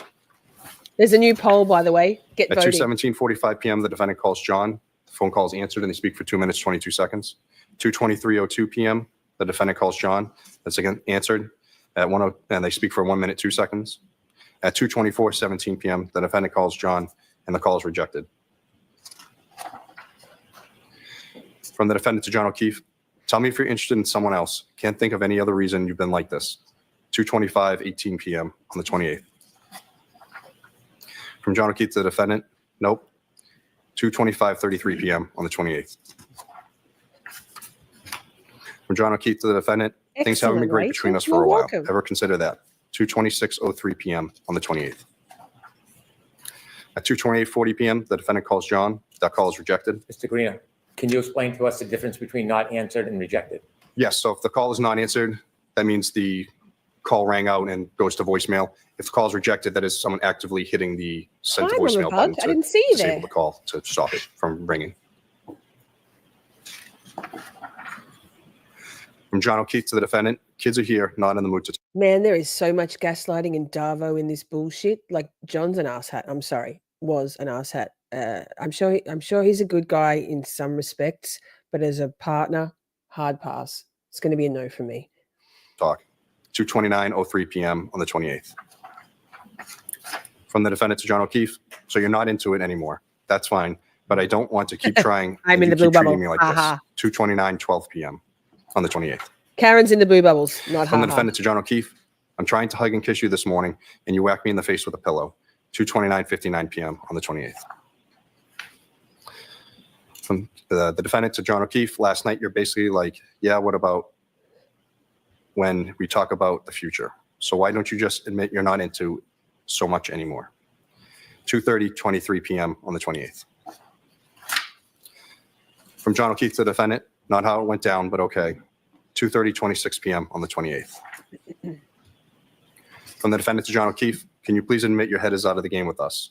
2:52 p.m. on the 28th. John O'Keefe to the defendant, sick of always arguing and fighting. It's been weekly for several months now. So yeah, I'm not as quick to jump back into being lovey-dovey as you apparently. 2:28 p.m. on the 28th. Nick says, it's her Higgins texts that are a real problem for Karen. These not so much. Right. I think they're trying to, the Commonwealth Hanky is trying to lay the foundation that just put her in such a revengeful rage that she went out there and ensnared him back, like, let's go out. And then she slayed him. But no, Hanky, no. At 2:32:47 p.m., the defendant calls John. That call is rejected. I don't either, Steph. John O'Keefe to the defendant, OMG, stop calling. 2:32:54 p.m. on the 28th. I'm making it count. Good to see you. From the defendant to John O'Keefe, then why would you start with me this morning? 2:32:58 p.m. on the 28th. From the defendant to John O'Keefe, you're setting me up to fail. 2:33:05 p.m. on the 28th. From the defendant to John O'Keefe, you started a number of fights from your end. 2:33:26 p.m. on the 28th.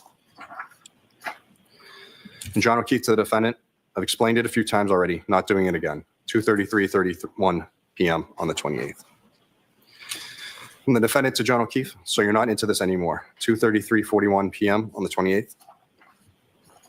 From John O'Keefe to the defendant, not into fighting all the time, correct. 2:34:03 p.m. on the 28th. From the defendant to John O'Keefe, if you tell me you're interested in someone else, you will never hear from me again. You can have all the space in the world. 2:34:11 p.m. on the 28th. From John O'Keefe to the defendant, he sends an emoji. 2:34:19 p.m. on the 28th. From the defendant to John O'Keefe, then stop starting with me, 2:34:20 p.m. on the 28th. 2:34:29 p.m., the defendant calls John. He rejects the call.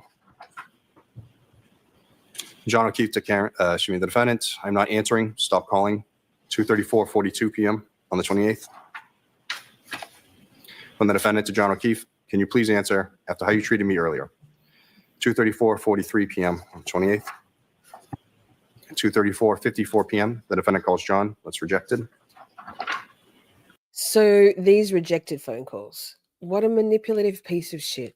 She just wants to talk. She just wants, like, it's obviously a pattern in their relationship. John does seem to be acting like a douche. I don't think the Commonwealth sees it that way. The Commonwealth is seeing it as like, look, see, they were fighting. No. Yia says, was the DNA on John's shoes in the last trial? Now, I can't remember. Chat will know, the hive mind of chat. I know there was multiple DNA profiles on his jeans, but I'm not sure about the shoes. It felt new to all of us, right? John O'Keefe to the defendant. Kaylee is right here, 2:35:02 p.m. on the 28th. The defendant to John O'Keefe, you start a rager with me out of nowhere and then tell me you're sick of fighting with me. 2:35:41 p.m. on the 28th. The defendant to John O'Keefe, I'm going to grab a drink in a bit. 2:38:14 p.m. on the 28th. 2:38:42 p.m. The defendant calls John. That call is rejected. The defendant to John O'Keefe, can you please answer? 2:38:52 p.m. on the 28th. From John O'Keefe to the defendant, no Karen. Pierce says John O'Keefe was too hungover to discuss anything, but I think this was every weekend, right? I there's no excuse. So say so. Say that. Say like I don't want to talk about anything. Don't just say I'm going to put my phone down. He did it later when he went out. He said I'm putting my phone away. This is I've been in this dynamic myself. It's awful. Not sure why you need to announce that you're going, not sure why you need to announce that you're grabbing a drink, but have fun. 2:39:46 p.m. on the 28th. 9 and 9. The defendant to John O'Keefe, seeing if you want to meet me later. 2:40:22 p.m. on the 28th. From the defendant to John O'Keefe, can you please call me? 2:40:32 p.m. on the 28th. From John O'Keefe to the defendant, have to take him to the doctor. He has practice. 2:40:55 p.m. on the 28th. From the defendant to John O'Keefe, yeah, 5 minutes. 2:41:17 p.m. on the 28th. At 2:43:01 p.m., the defendant calls John. It's not answered. At 2:43:45 p.m., the defendant calls John. The call is rejected. John O'Keefe to the defendant, my father just walked in. 2:43:58 p.m. on the 28th. The defendant to John O'Keefe, okay, can you please call me for 2 minutes? 2:44:14 p.m. on the 28th. John O'Keefe to the defendant, not right now. 2:44:23 p.m. on the 28th. The defendant to John O'Keefe, I'm there when anyone else needs me. 2:44:26 p.m. on the 28th. Pause. Michael says, note, John is drunk during all these texts. At 5:30, he says, I'm finally sober. And yet here he is making plans to go out drinking that night. And Karen says in Body in the Snow, she goes, that's what they do in Canton. That's what we did. We just went out drinking. It was just, that's the culture. Like, how can you have a relationship with someone who's drinking themselves into an oblivion both nights on the weekend? How can you? Let's not forget Higgins and John and the game controller that Higgins threw across the room, right? Wondering if he'd broken it. At 2:45:32 p.m., the defendant calls John. The call is rejected. The defendant calls Mr. O'Keefe. Yes, John, you gave me utter grief this morning. I'd like you to call me for a minute. 2:46:16 p.m. on the 28th. He's also being intentionally evasive. This is a pattern. She's not going to say, just tell me, do you want me to come or not? And what she wants for him to say is definitively, and he's manipulating her. He's manipulating her, this whole thing. It's just like, just say it. Be clear. Mean what you say and say what you mean. Not John. The defendant to John O'Keefe. I've been trying to get over the hump with is arguing, and now you tell me you're not into doing things, and you don't want to fight weekly, but fly off the handle at 8 a.m. with me, like you're setting me up to fail. 2:47:08 p.m. on the 28th. Also making it count. Hi. Says John comes across as a bit icky for me, for sure. It almost seemed Karen was trying to get John to make her feel like she was wanted, loved, and wanted to be an official on Facebook. Kind of relatable for a lot of us. Yes, we just watched a little bit of Andrea Burkhart from her stream today, the end of her stream today, when court finished early, where she was talking about these text messages and more to the point, that dynamic, and very much that's the inference here. Karen's not the abuser in this. I'm not saying that John was a physical abuser, but he's absolutely emotionally abusing her in this thread, at least. Not cool. The defendant to John O'Keefe. I've been dealing with my own personal crisis over things I have zero control over. I'd like to lean on you too sometimes. Instead, I just hear everything I've done wrong. 2:48:34 p.m. on the 28th. At 2:56 p.m., the defendant calls John. The call's rejected. At 2:51:13 p.m., the defendant calls John. It's rejected. I think Karen's autistic. 2:37 p.m., John calls the defendant. Sorry, pause.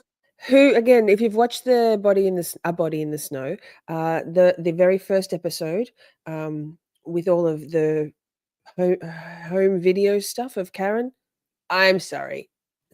So precocious, such an autistic girl. I love it. But I was just like, oh yeah, bingo. Not diagnosing, but that's my vibe. Unanswered. At 2:53:56, the defendant calls John. Again, not answered. The defendant, John O'Keefe, you seriously cannot pick up the phone for 2 seconds. 2:54:13 p.m. 2:58:05 p.m., the defendant calls John. It's rejected. At 2:59:13, John calls the defendant. The call is answered and they speak for 4 minutes, 59 seconds. From the defendant to John O'Keefe, why don't you meet me at Hillside at 4:30/5, 3:08:55 p.m. John O'Keefe to the defendant sends an emoji at 3:10:08 p.m. on the 28th. From the defendant to John O'Keefe, or whenever you get, whenever you. So, because I mostly listen to what the YouTube stuff, I very rarely look. I wasn't sure if we actually got to see the emotes, the emojis. That's funny. I roll. He's like, I don't know. He's just being evasive. It's not funny, but it's funny, sort of. Not his behavior. Everyone settled. 3:10:35 p.m. on the 28th. No.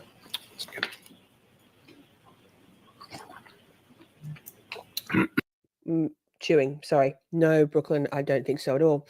I think that's John projecting. John's the fucking cad. John was the one who was out there pashing the Aruba sluts, in my opinion. That's him projecting. From John O'Keefe to the defendant, like I said, doctor now, and he has practice till 6. If you want to go start drinking, then go for it. 3:36:21 p.m. on the 28th. From the defendant to John O'Keefe, I didn't know the times of his practice. 3:36:40 p.m. on the 28th. From the defendant to John O'Keefe, I just want to give you space at the house without me there. So rather meet you out than meet at the house. 3:37:01 p.m. on the 28th. John O'Keefe to the defendant. Karen. John strikes me as the kind of guy who's a vulnerable narcissist, not diagnosing, but where everything's a problem. Wow, John's the victim. He's always the bad guy. Wow. Doesn't like anyone to get any accolades or any love when he should get it all because he's doing all the good guy stuff with the children, right? With his niece and nephew. Karen was damned if she did and damned if she didn't. If she asked to fix the hot water system, John would have been all pissy. I'm hungover. And then when she doesn't ask him, she couldn't win. This fucking guy. Rest in peace, Officer John O'Keefe. Nobody deserves to be killed by anybody for any reason. But you also can't be a fucking piece of shit to people and expect us to have sympathy for that aspect of your character, Officer John O'Keefe. Defendant, yeah, well, now there's a 72-year-old taking up shop on my couch. 3:37:36 p.m. on the 28th. Defendant to John O'Keefe, yeah, that too. 3:37:46 p.m. 28th. From the defendant to John O'Keefe, is he going to Collins? 3:38:23 p.m. on the 28th. John O'Keefe to defendant, not tonight. I have watched that one Colorado year. Mark was making me want to throw my phone across the room because Mark spent the whole time saying that he felt like she was quite credible. Wait, what? What? What? Record scratch. I had to retract my former almost blanket statement that that the behavior panel almost always get it completely right. Like, sir? Tonight, 3:38:32 p.m. on the 28th. The defendant to John. Right, motion to scream. I don't love how he talks about his dad, so passive aggressive. I think John saw his father as being a pussy because Peg, in my opinion, wears the pants in that relationship. That poor downtrodden man isn't allowed to think or speak for himself. Yikes. To John O'Keefe, so do you plan on going out tonight? 3:39:01 p.m. on the 28th. From John O'Keefe to the defendant, Yeah. Karen, I don't know. 100%. 3:39:17 p.m. on Been the there, 28th. done that. John O'Keefe to the defendant, you're like jonesing to drink, so go. 3:39:43 p.m. on the 28th. From the defendant.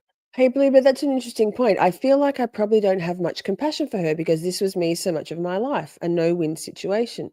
So then you understand the lived experience of being DARVO'd till the cows come home, of being manipulated, of being love bombed and then and disowned and then discarded and then hoovered back in. It's very hard to step out of that.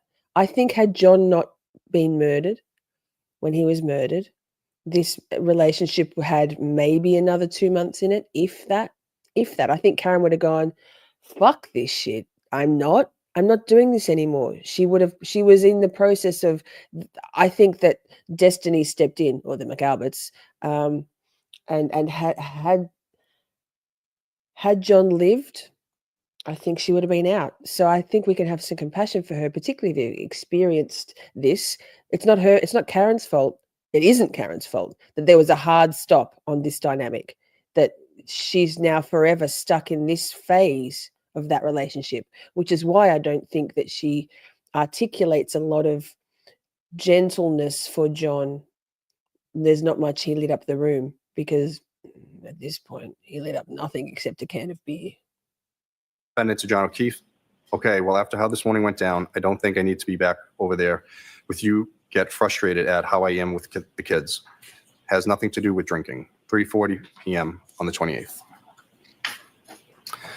From the defendant to John O'Keefe, I am paranoid now that everything I do with them is problematic. So rather see you for a minute without it, kids around. 3:40:24 p.m. on the 28th. From John O'Keefe to the defendant, what's your plan at 4:47:16 p.m. on the 28th? No, I'm not going to. From the defendant to John O'Keefe, don't have one. 4:50:09 p.m. on the 28th. From John O'Keefe to the defendant, so still home. 4:50:26 p.m. on the 28th. The defendant to John O'Keefe, yes. 4:50:45 p.m. on the 28th. From John O'Keefe to the defendant, we just got home, waiting to see what Papa decides here, or else I have to get Patrick at 6. 4:59:45 p.m. on the 28th. The defendant, John O'Keefe, okay. 5:01:55 p.m. on the 28th. John O'Keefe to the defendant, so are you staying home or coming here? 5:02:23 p.m. on the 28th. From the defendant to John O'Keefe, waiting to see what you end up doing. I don't want to hang out at the house too much, like I said. 5:03:40 p.m. on the 28th. From the defendant to John O'Keefe, I think it's clear me around the kids.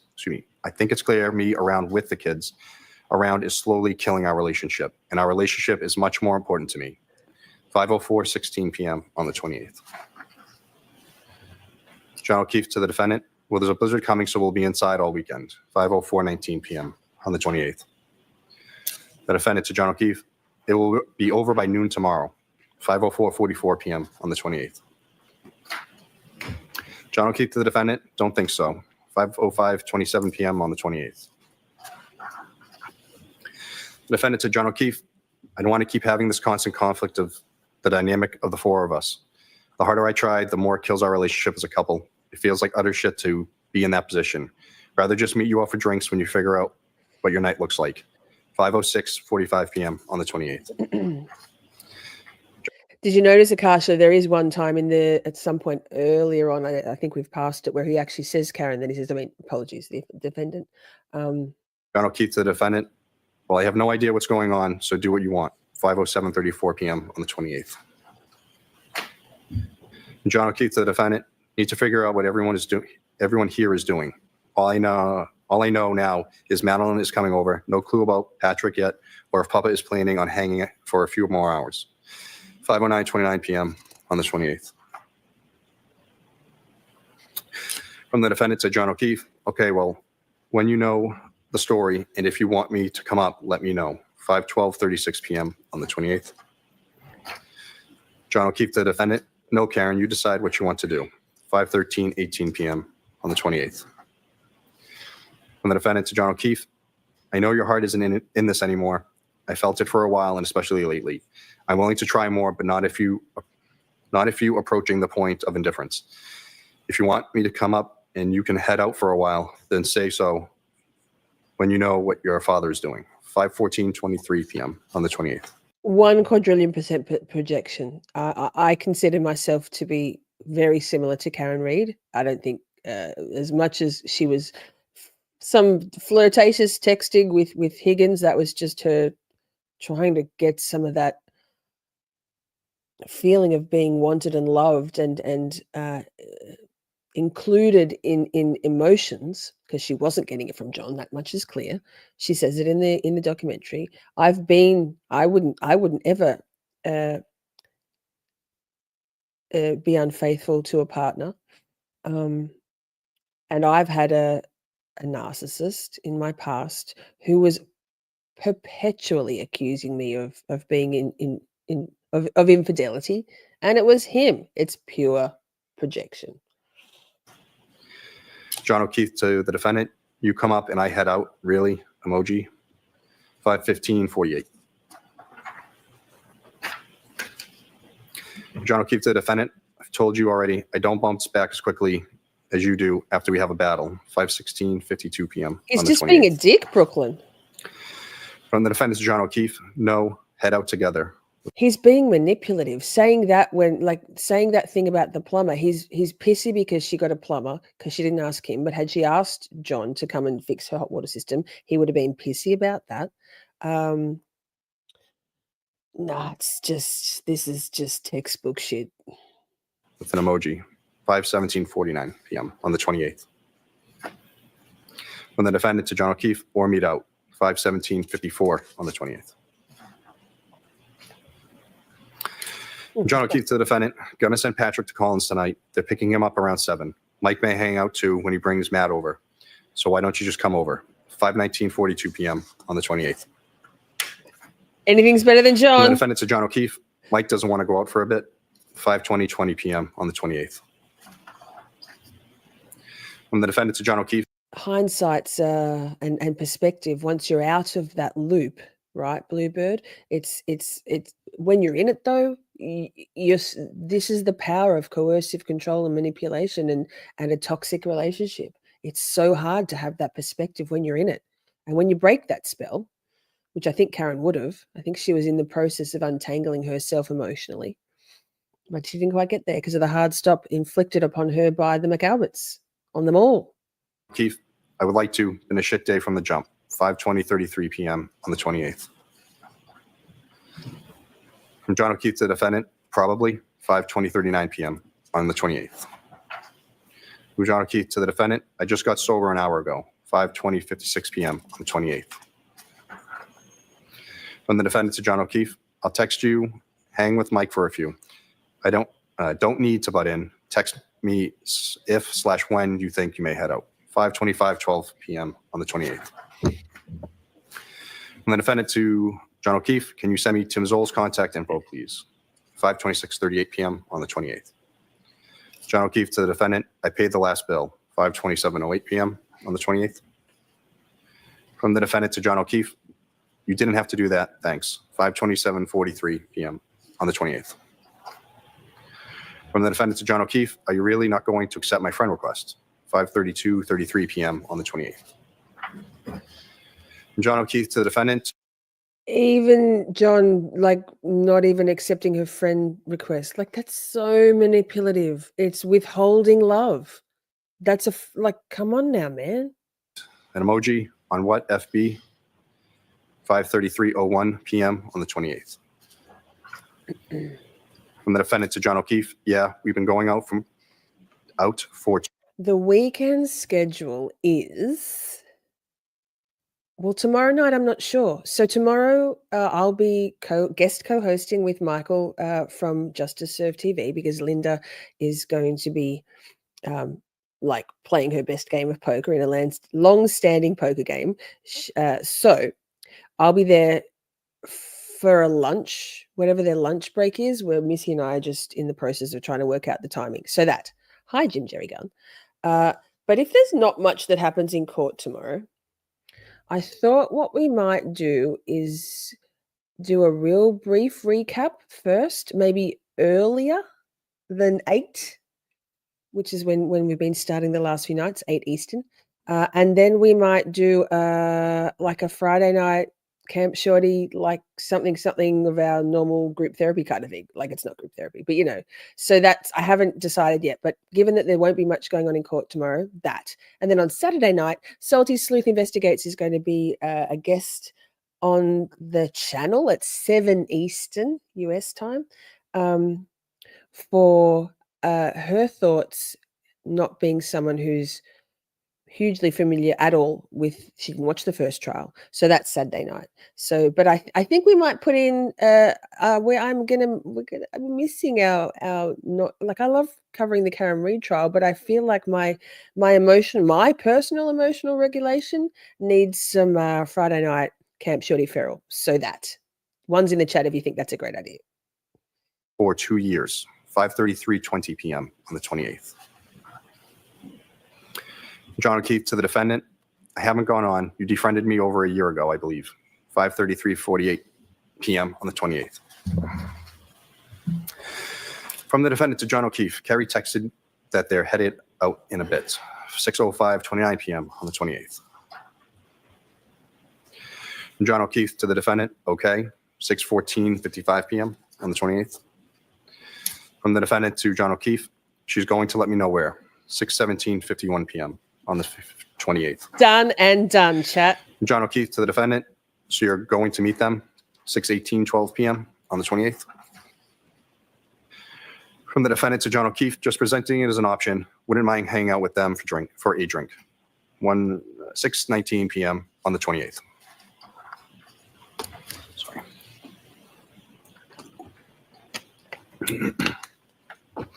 From the defendant to John O'Keefe, is Mike over? 6:27:26 p.m. on the 28th. From John O'Keefe to the defendant, yes, 6:20. God, you're cute, Nick. Nick, 1. I can tell this is triggering, so let's have a break. Now or tomorrow? Now. I don't think we need to watch any more of this. We watched it all already. Let me see. I can't remember what's next. Something Bev, piece of shit. Your Honor, I'm going to introduce exhibits or clips 7 through 11.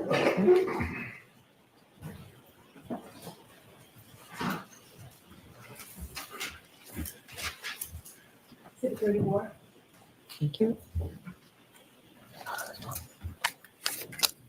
With the court permission, could I begin with clip 7? Yes.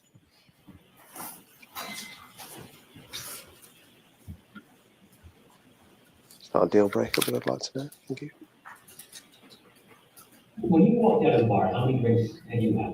I have had probably about 4. So, what the fuck just said in the private chat, these are the terrible vids that look real bad for Karen. That's okay. Let's watch them. I don't know. I don't know if it does look bad for Karen. We'll see. And not for that I completed either. I didn't drink maybe more than a few sips at the waterfall. And 4 drinks you felt fine to drive? Yep. Clip 8, please. Okay.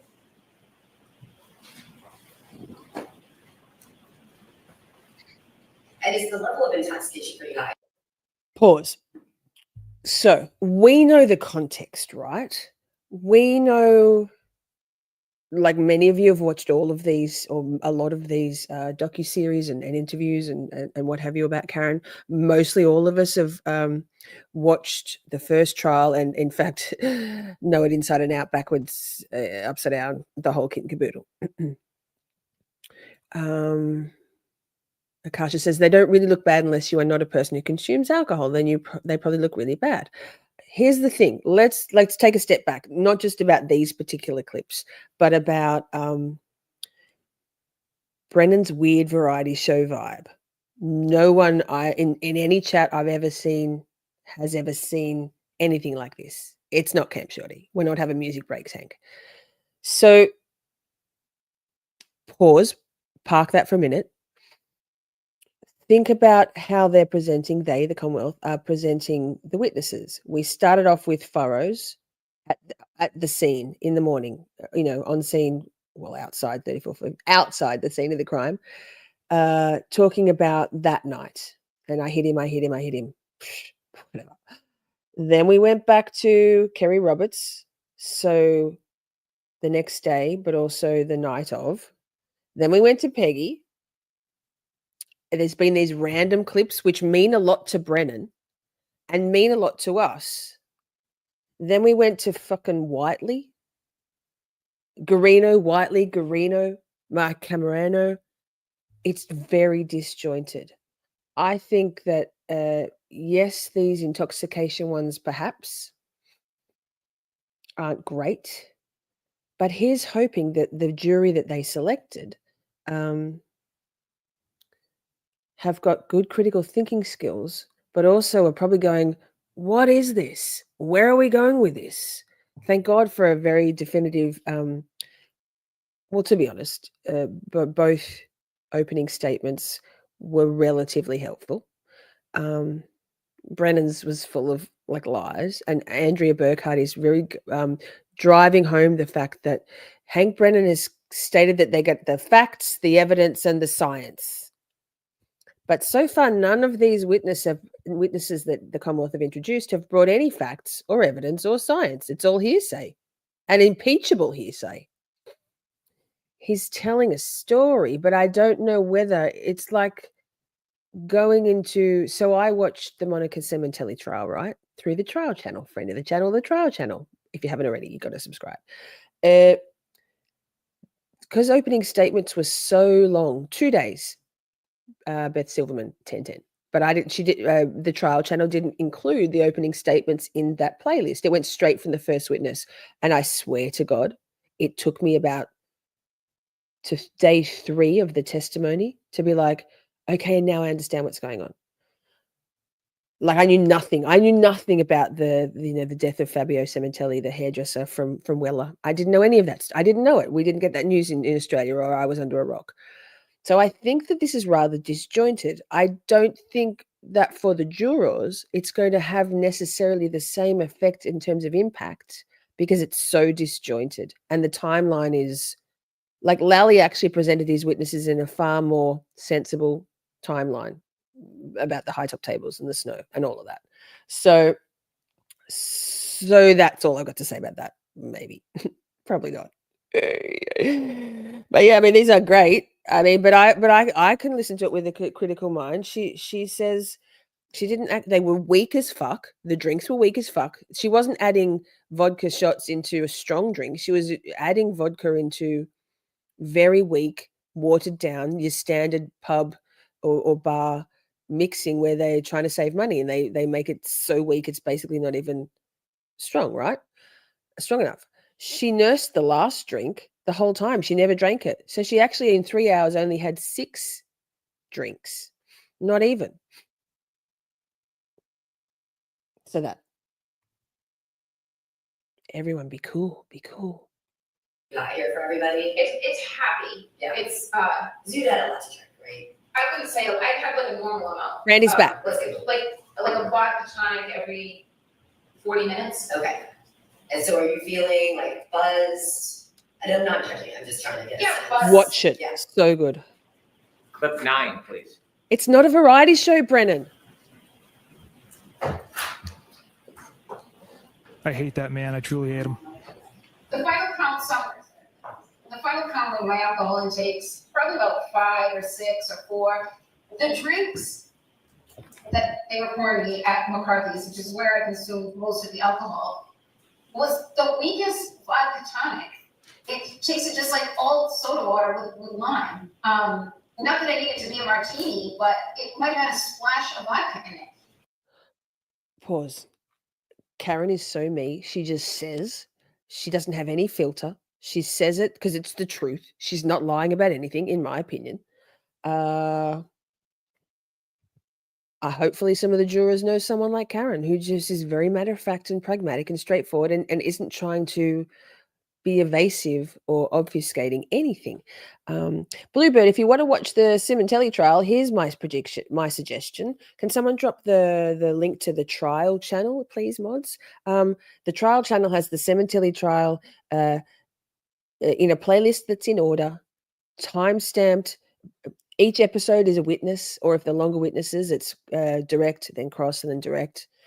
Time-stamped, defluffed, edited down to just none of the fucking paper shuffling and breaks and stuff. So good, so good. What the fuck? Motion to screen, what the fuck granted. Also watch that trial. Best trial I've ever watched. I don't know about you, what the fuck, but so good, so good. So I said, John, this drink tastes like it has no vodka in it. He said, just get a shot and mix it yourself. So each drink was being counted as a double. So I would get a vodka tonic and then I would pour a shot into it. So that would count as 2. But frankly, it just felt like a regular cocktail. It was just a really weak pour. So I asked for a shot. So for my taste, it just tasted like that's the normal strength of what a drink should be. So I had maybe 2 or 3 that are being counted as 4 and 6. And I don't know. I felt fine. I felt like I was buzzed. And then there was one drink, the last one that was given to me, which I would have counted as 3, but they're counting as my 6th cocktail. The guys that we were with brought around the shots. Right, Steph says it doesn't matter your size. It matters how much you drink on the regular. One martini would put me under the table. 1 bottle of wine, probably also. But I drink about half a bottle of wine a night, and I'm most of the time fine. Depends how tired I am. It's complete. One martini for someone is completely different as that same martini for a different person. Agreed. Pia says, I have literally done this in the bar. Order a drink and have a shot. This is me. Also me having 2 over 3 hours. Right. 100% Bluebird. Great way to do it. I just listened at work. What the fuck? Motion to screen, what the fuck? Granted started, a couple of weeks after I started that trial. It went for 2 months. And she caught up right before the verdict as well. It is riveting. 10-10. And the trial channel's also has the Karen Reid trial #1 in her playlists, and is also doing Karen Reid trial for us. It's for us. It's for Camp Shorty, so we can use her content with credit always when we do our recaps and stuff. And she's a bloody good woman too. Love her. What amazing work she does. And they gave me one that I didn't drink, but I poured it in my drink. Sorry, one more thing. Trial channel is easily the fastest growing channel on YouTube in our corner of YouTube at the moment. She's gotten 9,000 subscribers in the last 6 weeks. So that's now my 5th and 6th drinks, with the 7th, which is a shot that all the men did, and I poured it. So that one glass that I'm holding, that I go into the waterfall with, has 3 drinks in it, a vodka tonic and 2 shots. And which is why John said to me, you're not leaving that drink here, like you haven't touched it and just poured a bunch of items, like just take it with you, which was something he always did. So then I go into waterfall and I put that drink down and I socialize most of the time. So that would have been like 5th, 6th, and 7th drinks. Then John orders me a drink at the waterfall that I don't drink, that he takes with him. And then there was a round of shots that Chris Howard bought that I did take. So that would have been the night. But I did not consume 9 vodka martinis or take 9 shots, depending on how you count it. And the last 2 drinks, I didn't touch. Clip 10, please.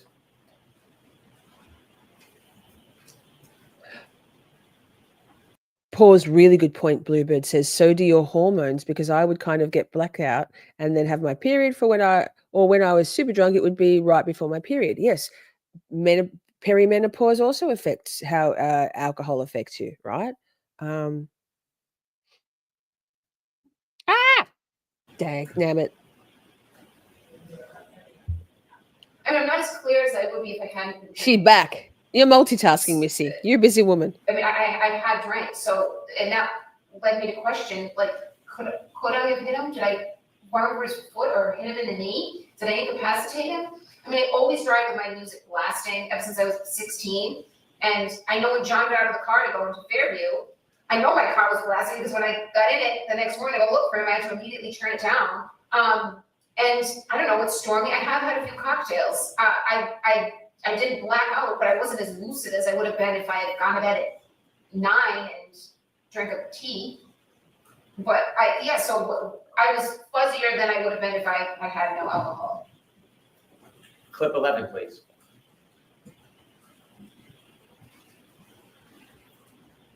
Ducking. Hi, girl. How did you feel after that many drinks? When you got in the car, did you feel like you could drive, and did you feel how I wouldn't have gotten on the expressway. I wouldn't have gotten on the expressway at 12:15 on January 29th. I mean, it was quiet. The roads were very quiet. You can see it on the videos. And I was going, you know, when I've had a few drinks and I drive, I always drive extra slow. So I know my alerts aren't as sharp as they should be. But I shouldn't have been driving. But I don't think I was driving. I know I wasn't driving recklessly. I mean, I've got plenty of video of myself driving all over the place. I put my car in John's garage, which is incredibly narrow. Hi, the other Jules. Thanks everyone for joining and for sticking around or for lurking or whatever it is you're doing. Drinking is so subjective. Everyone has an opinion about how much is too much or not enough. But in Canton, it sounds like it's the culture to drink a lot. So hopefully the jury sees that. Yes. I mean, I guess Brennan thinks he's getting in early with all of this stuff. But then when it comes out that everybody was drinking and driving, I think it'll dilute the effect of these somewhat. I hate that man. I truly hate him. I would have had a very oversized SUV. You see me, there's a video of me driving through the intersection when we leave Waterfall to go to Brian Albert's, and I was always taught by my father, even when you have a green light, you always should tap the brake. You don't know who's going to run red. And I see me doing that multiple times between 12 and 1 and 5 and 6 a.m. So I know I was driving safely, not as safely or as alert as I would be if I had no alcohol, but I was not driving. Pierce says, I wish she hadn't said the part about Buzz driving. Pierre, the number of times I wish I didn't say the things that I said that just would have been nice to just like to. I think Karen probably felt very comfortable with this. Is this the Gretchen Voss one or is this, no, this is part of the Body in the Snow. This footage was in Body in the Snow. They spent months with these documentarians. So I guess she felt very, very comfortable with them. That's the whole point of building rapport with a subject for a documentary, right? They become vulnerable and they say things. Driving recklessly by any measure. Thank you. Your Honor, may we approach? Yes.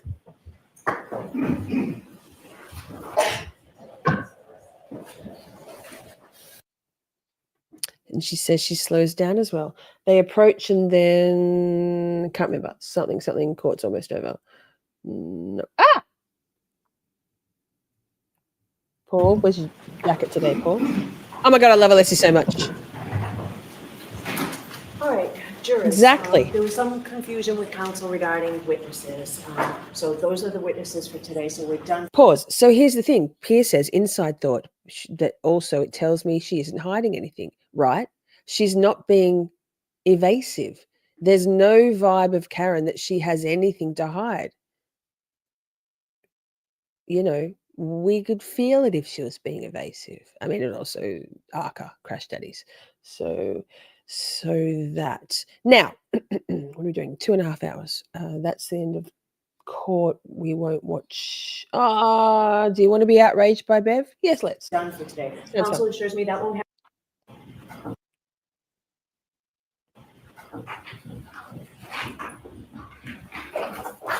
My boy Billy Tippett. Well.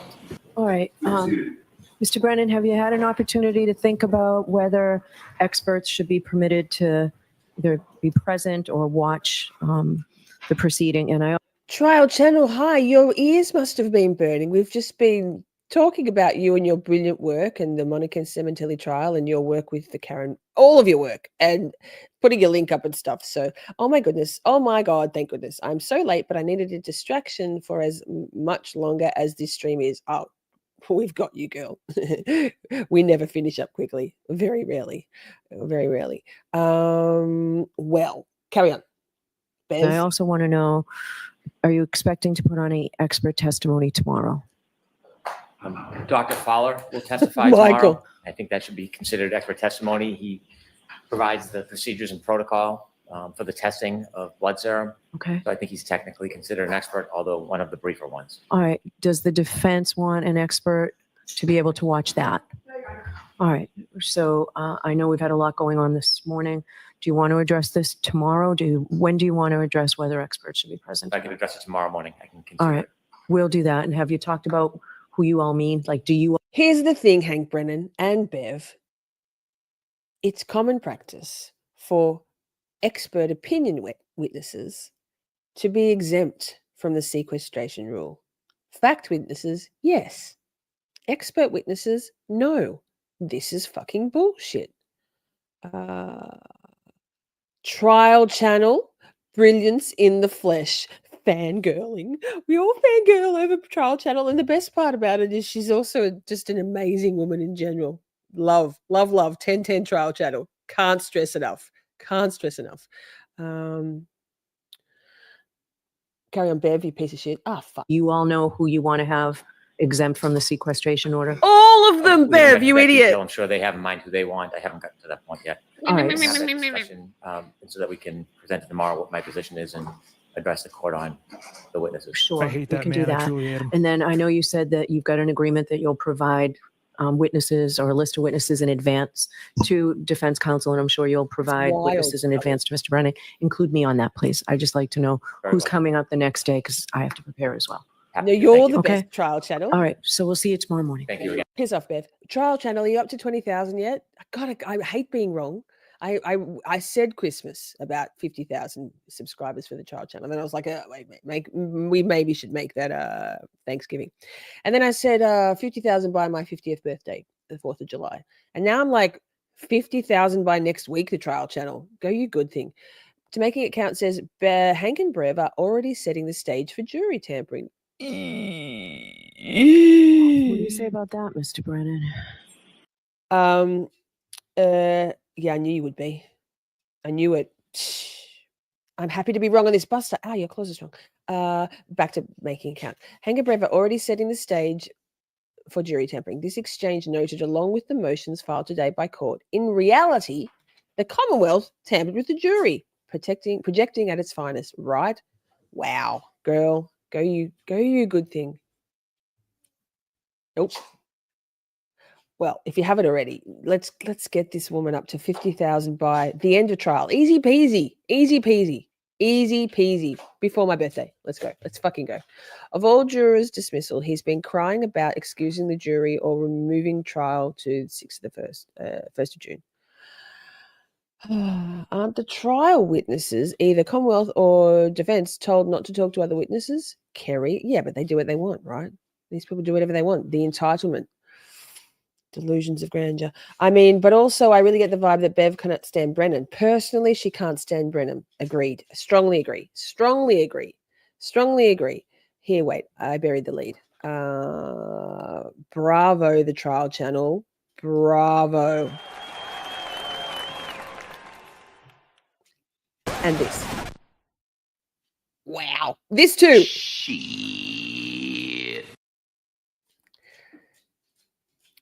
I got all bristly, right? When someone said on Twitter, I had to like the trial channel, funny sidebar, walk and talk chat. Someone said, "Oh my God, it's so kind of the DUI guy to shout you out," and I was like, I wanted to. I literally started typing. I was like, "No, Lisa, like no, get over yourself." I was like, "We shout her out too, but we're a much smaller channel." It sounded so like wow. I sounded like John O'Keefe, just being like, "Nah, me the victim." So I didn't. We shout you out all the time, just nobody watches us. And not compared to the DOI guy. And also, Free my who boy else? Billy Someone David. else. Yes. Britt Ketchell says, "Hi, everyone. Been lurking." Yes. Yes. Brandy says, "What the hell? Way to go." Same. The coolest kids are watching. Yes. We are small but mighty. So now, we had some discussion last night. Was it a night this week? Buster wants to go out. Hang on. About that she, Karen Reid, will perhaps be found guilty of something. And while I don't like toxic positivity, and I want to be realists, I'm gonna go, yeah, maybe, could be. So Emily D. Baker, when court finished early today, went into count 2. And detailed. It's a little bit all over the place because she didn't have the documents pulled up ready to go, but I've got some timestamps for it because Emily D. Baker feels like that's a possibility. So let's be realists here. Well. We don't just share her out. She's part of Camp Shorty. Right. There you go. It's always good to have Turtle Boy shout you out and Camp Shorty. Just saying. Trial channel. Good night, Aussie Laura. Trial channel love. There was no collision. No, there wasn't. But here's the thing. Count 2, and we're going to go over it. Well, I'm not, even though I am Saint Dr. Miss Lady Shorty Esquire. I can't really do the law stuff. Law stuff isn't my thing because I'm not a lawyer. I know. Wild, huh? Hang on. I know you thought I was, but I'm not.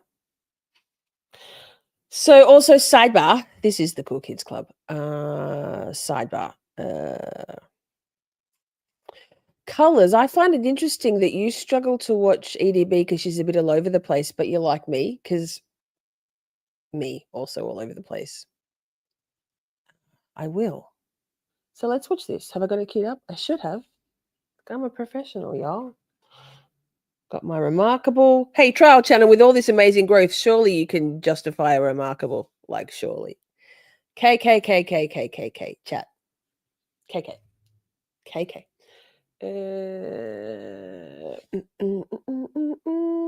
Walk and talk. Emily, is it because you think those charges are dumb? Partly. I don't know what gets you to volitional. I don't know what gets you to intentional. We'll talk about them later. I've talked about them before. We'll talk. They don't go here today. Count 2. Manslaughter while operating a motor vehicle. We'll read the elements of that charge. But also, if they do not find her guilty of manslaughter while operating a motor vehicle, they can find her guilty of the lesser included charges. We'll go through those as well. The lesser included charges include manslaughter while operating a motor vehicle under the influence and or manslaughter while operating a motor vehicle with a blood alcohol of 0.08 or greater. For the first one, so that's the top charge for the first one, they don't have to find a BAC. The jury can just say, well, she said she was buzzed. Buzzed is intoxicated. That's under the influence. She said she was buzzed. So I don't, the jury can say it doesn't matter to us what her BAC was. So if they have an issue with the BAC, they can say irrelevant because the top part of that count is manslaughter while operating a motor vehicle under the influence, period. No BAC required. Then it gets to the lesser includeds of involuntary manslaughter, and then the lesser included of that of motor vehicle homicide, felony OUI, which is operating under the influence of liquor, and negligence. And then they have to find if that is motor vehicle homicide by operating a motor vehicle under the influence and or motor vehicle homicide by operating a motor vehicle .08. So there are 3 charges in count 2. You guys are asking me what the sentencing is. I would need to pull it up. The sentencing on these is lower than on the other 2, and then it goes down as we get into the lesser included. So each of the lesser included is a less serious charge of the top charge. So pause, I'm going to get the jump on Emily DeBaker. So she didn't get hit by a car. Agreed, 10-10. But one of these lesser included in count 2 includes reckless behavior that's simply her being intoxicated and leaving him there may well be enough for good idea, Britt. Maybe enough for the jury to go, well, we think just her leaving, Karen leaving the scene of the crime under the influence is enough to have been reckless behavior to have caused his death. We don't know what happened. Maybe a car didn't hit, but he's dead and she left and she was intoxicated. Could be. Legally, yes. Emily, so explains when it. we are looking at count 2, there are 3 options of count 2. These are involuntary charges. Involuntary can be a number of things, and we'll talk about that. Involuntary, I don't think requires, and the Commonwealth may put this in there by saying she hit him with the car, but there are negligence here, and if she was a factor in his death. What does a factor in his death mean? They did not argue this much in the last trial. So, for those of you asking, can she be guilty of manslaughter if she didn't hit him? I think she can be. Don't interpret that as should. I think she can be. So I'm going to tell you how we get there. Let's read through the jury instructions and the elements because I think it's important to understand the jury instructions and the elements of these charges. There are numerous charges. So let's pull all of those up. But I'm going to skip through it because then Emily spends about 7 minutes trying to find the documents. In her mind, why wouldn't he be safe at a cop's house? But the jury can't be in her mind, obviously. All they're going to be deciding on, deliberating on, I don't agree. It's awful, but let's be realistic. Legally, yes, this Nicholas, it's outrageous, but legally, Emily's going to break it down as to why. So I'm just giving you all the facts. I'm not about an echo chamber here. I don't want it to incite panic, but also let's be realistic. Right. Boom. Boom. Here we go. Walk and talk, chat. Walk and talk.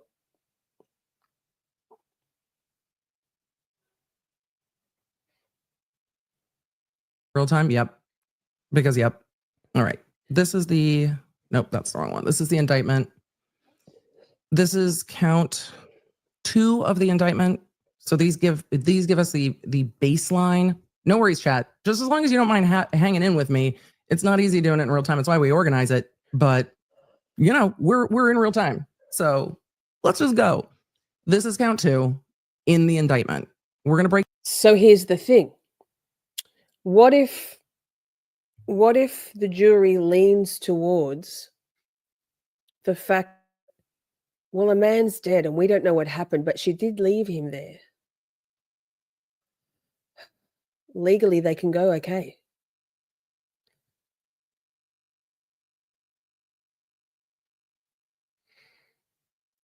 It's outrageous, but legally, Let's leave our emotions at the door for a minute. She doesn't know. She said she doesn't know. She says she doesn't know. We know. Yep. Let's try and set aside the outrage, and I am also outraged, but let's just listen. To break down the jury instruction, because the jury instruction tells them what they need to find. And that's going to be Karen Reed. Did Karen Reed operate a motor vehicle upon a way as defined? And then the jury instruction will define what a road is. Did she operate a car on a road in a place the public has access? So, like, if you have 50 acres of land that's private, that's not what we're talking about. Did Karen Reed operate a motor vehicle? Yes. Was it on a public road? Yes. I'm just letting Buster out. Hang on. With a percentage by weight of alcohol in her blood of 8/100ths or greater, or while under the influence. So was her BAC over 0.08 at the time of driving, or was she under the influence at the time of driving? I think her statement, I was buzzed. I think those last statements could get the jury to, yes, she was operating a vehicle under the influence. So we're not going to talk much about those. Did she operate a vehicle so that the lives and safety of the public might be endangered, and by, which is going to be an and or in the jury instructions, such wanton or reckless conduct so described did cause the death of another? So for the top charge, was there a recklessness that caused the death of another? Was the behavior wanton or reckless? So where do we need to go in the jury instructions for our questions? For our questions is, how do they define the operating the motor vehicle and wanton and reckless? So we're going to go through that one, and then we are going to go to the two lesser includeds. And did that cause the death of another person? So let's go to the definitions of wanton, reckless, and operating the motor vehicle, because this is count 2 of the main charge, not the lesser includeds, which we should be able to get to pretty quickly in that jury instruction. Hold on. Let's see if we can. Oh, it's not. Did they go? There's our being able to check as we get to that instruction. The wanton and reckless conduct. I'm going to pull the full jury instruction so we have it. Michael, no, she just said or had been drinking, and Karen. This is why Karen probably shouldn't have done any interviews, even with her counsel with her. But you can't turn back time. You can't put the shit back in the horse. Legally, it's either a quantifiable blood alcohol content or that she had been drinking and operating a vehicle. Okay. For another one to double check that this is exactly the language they use, but we heard these jury instructions read at the beginning of the case partly, and we heard them read at the end of the case last time. Wanton or reckless conduct is intentional conduct that created a high degree of likelihood that substantial harm will result to another person. That can include the intentional act of driving. An omission or failure to act may constitute wanton or reckless conduct where the defendant has a duty to act. Will the prosecution argue that Karen Reed dropping him off and not making sure he got into a place or not into a place categorized as that? I don't know if they'll argue it. Could they argue it? Maybe. But I think that's why we're seeing the defense bring in information that there was no hypothermia. I think that's why the defense is going to make sure that they are saying So here's where we can calm our farm a little bit, right? So if the defense team can prove with their own medical examiner that scientifically John wasn't technically hypothermic, that his body was in a warm environment when he actually passed away, if they can hammer that home and prove it, not that they should have to sow that seed of doubt, then John must have gone in the house, in which case his hypothermia, i.e. being left by Karen in the cold, wasn't a factor in his death. So be calm, be calm. Hypothermia is not the issue here, because they anticipate the Commonwealth saying leaving him there while he's intoxicated is part of it. The defense is going to argue there's no duty to act. I think there's a fair argument to get through this, but I can see these arguments, especially when the coroner has put hypothermia as a factor in the death. Where the Commonwealth alleges the defendant committed an affirmative act that is wanton or reckless, to prove the defendant is guilty of involuntary manslaughter because of wanton or reckless conduct, the Commonwealth must prove the following elements beyond a reasonable doubt. The defendant caused the victim's death. 189. Defendant's omission when there is a duty to act can constitute manslaughter if the omission is wanton and reckless. There's going to be an argument there.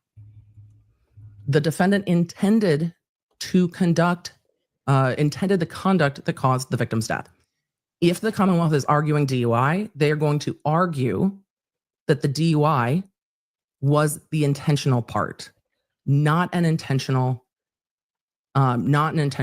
hitting, and that the conduct was wanton or reckless. I think there will be argument over this. Michael, I mean, possibly, but Emily D. Baker, Karen admits to having legally 6 drinks in those clips. That's why Brennan's playing those clips, because legally that is proof enough in this particular statute, or whatever the word is, Esquire. If the Commonwealth, and they may just say, no, she hit him and left him there, and that's the wanton or reckless conduct, hitting somebody with your car. We will see how they argue it. But I very much think it's why the defense is trying to make sure that the hypothermia bit is taken out. And then we're not going to get into self-defense. That is not an element here.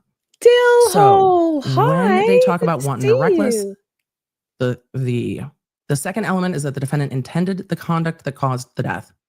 If the Commonwealth argues that part of what caused the death was leaving him there, did the defendant intend that? Could they argue it? We'll see. If they are arguing she hit him with the car and they don't argue this, then I think the only thing the juries are really going to consider is that the conduct is hitting him with the car, not the conduct is leaving him there. We'll see. It's a different argument though, Michael. I think I understand it to be a different argument. The wording in the jury instructions say that it can be a quantifiable blood alcohol content or evidence that she was drinking. Karen's own words have said she was drinking. They're going to show those waterfall videos and show that she was drinking. And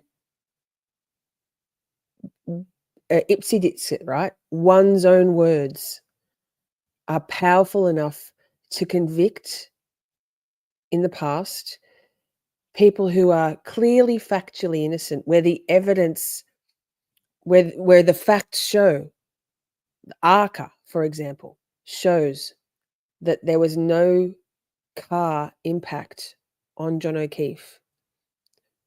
But jurors cannot wrap their head around often the statements by the defendant. Why would anyone say that if they hadn't done the thing? It's a psychological thing that's very hard for many jurors to get around, hoping and praying that they keep their proper critical thinking caps on, which is why I want to send those vibes to the jury. Keep your mind open. Don't just listen. Don't get bamboozled by the clips. Be smart. But legally, I'm interested to see what the Commonwealth is doing, and I think the defense is trying to head it off. The Commonwealth is not required to prove that the defendant intended to cause the death. This is an involuntary manslaughter. Didn't intend to cause death, intended to do the act. Intending to drive after drinking can be the act. We'll see how they argue it. The third element is that the defendant's conduct was wanton or reckless. Is driving under the influence in a burgeoning blizzard wanton or reckless? We'll see. And that's where a lot of the comments of everyone else was driving, including law enforcement officers. If I'm the defense, am I going to say, if this conduct was so wanton and reckless, why is literally everyone out that night engaging in the same conduct? Does it rise to the level of wanton and reckless if even law enforcement officers are doing it? We'll see. Depending on what comes in the car and in the black box with the car, there might be other arguments here. We'll see.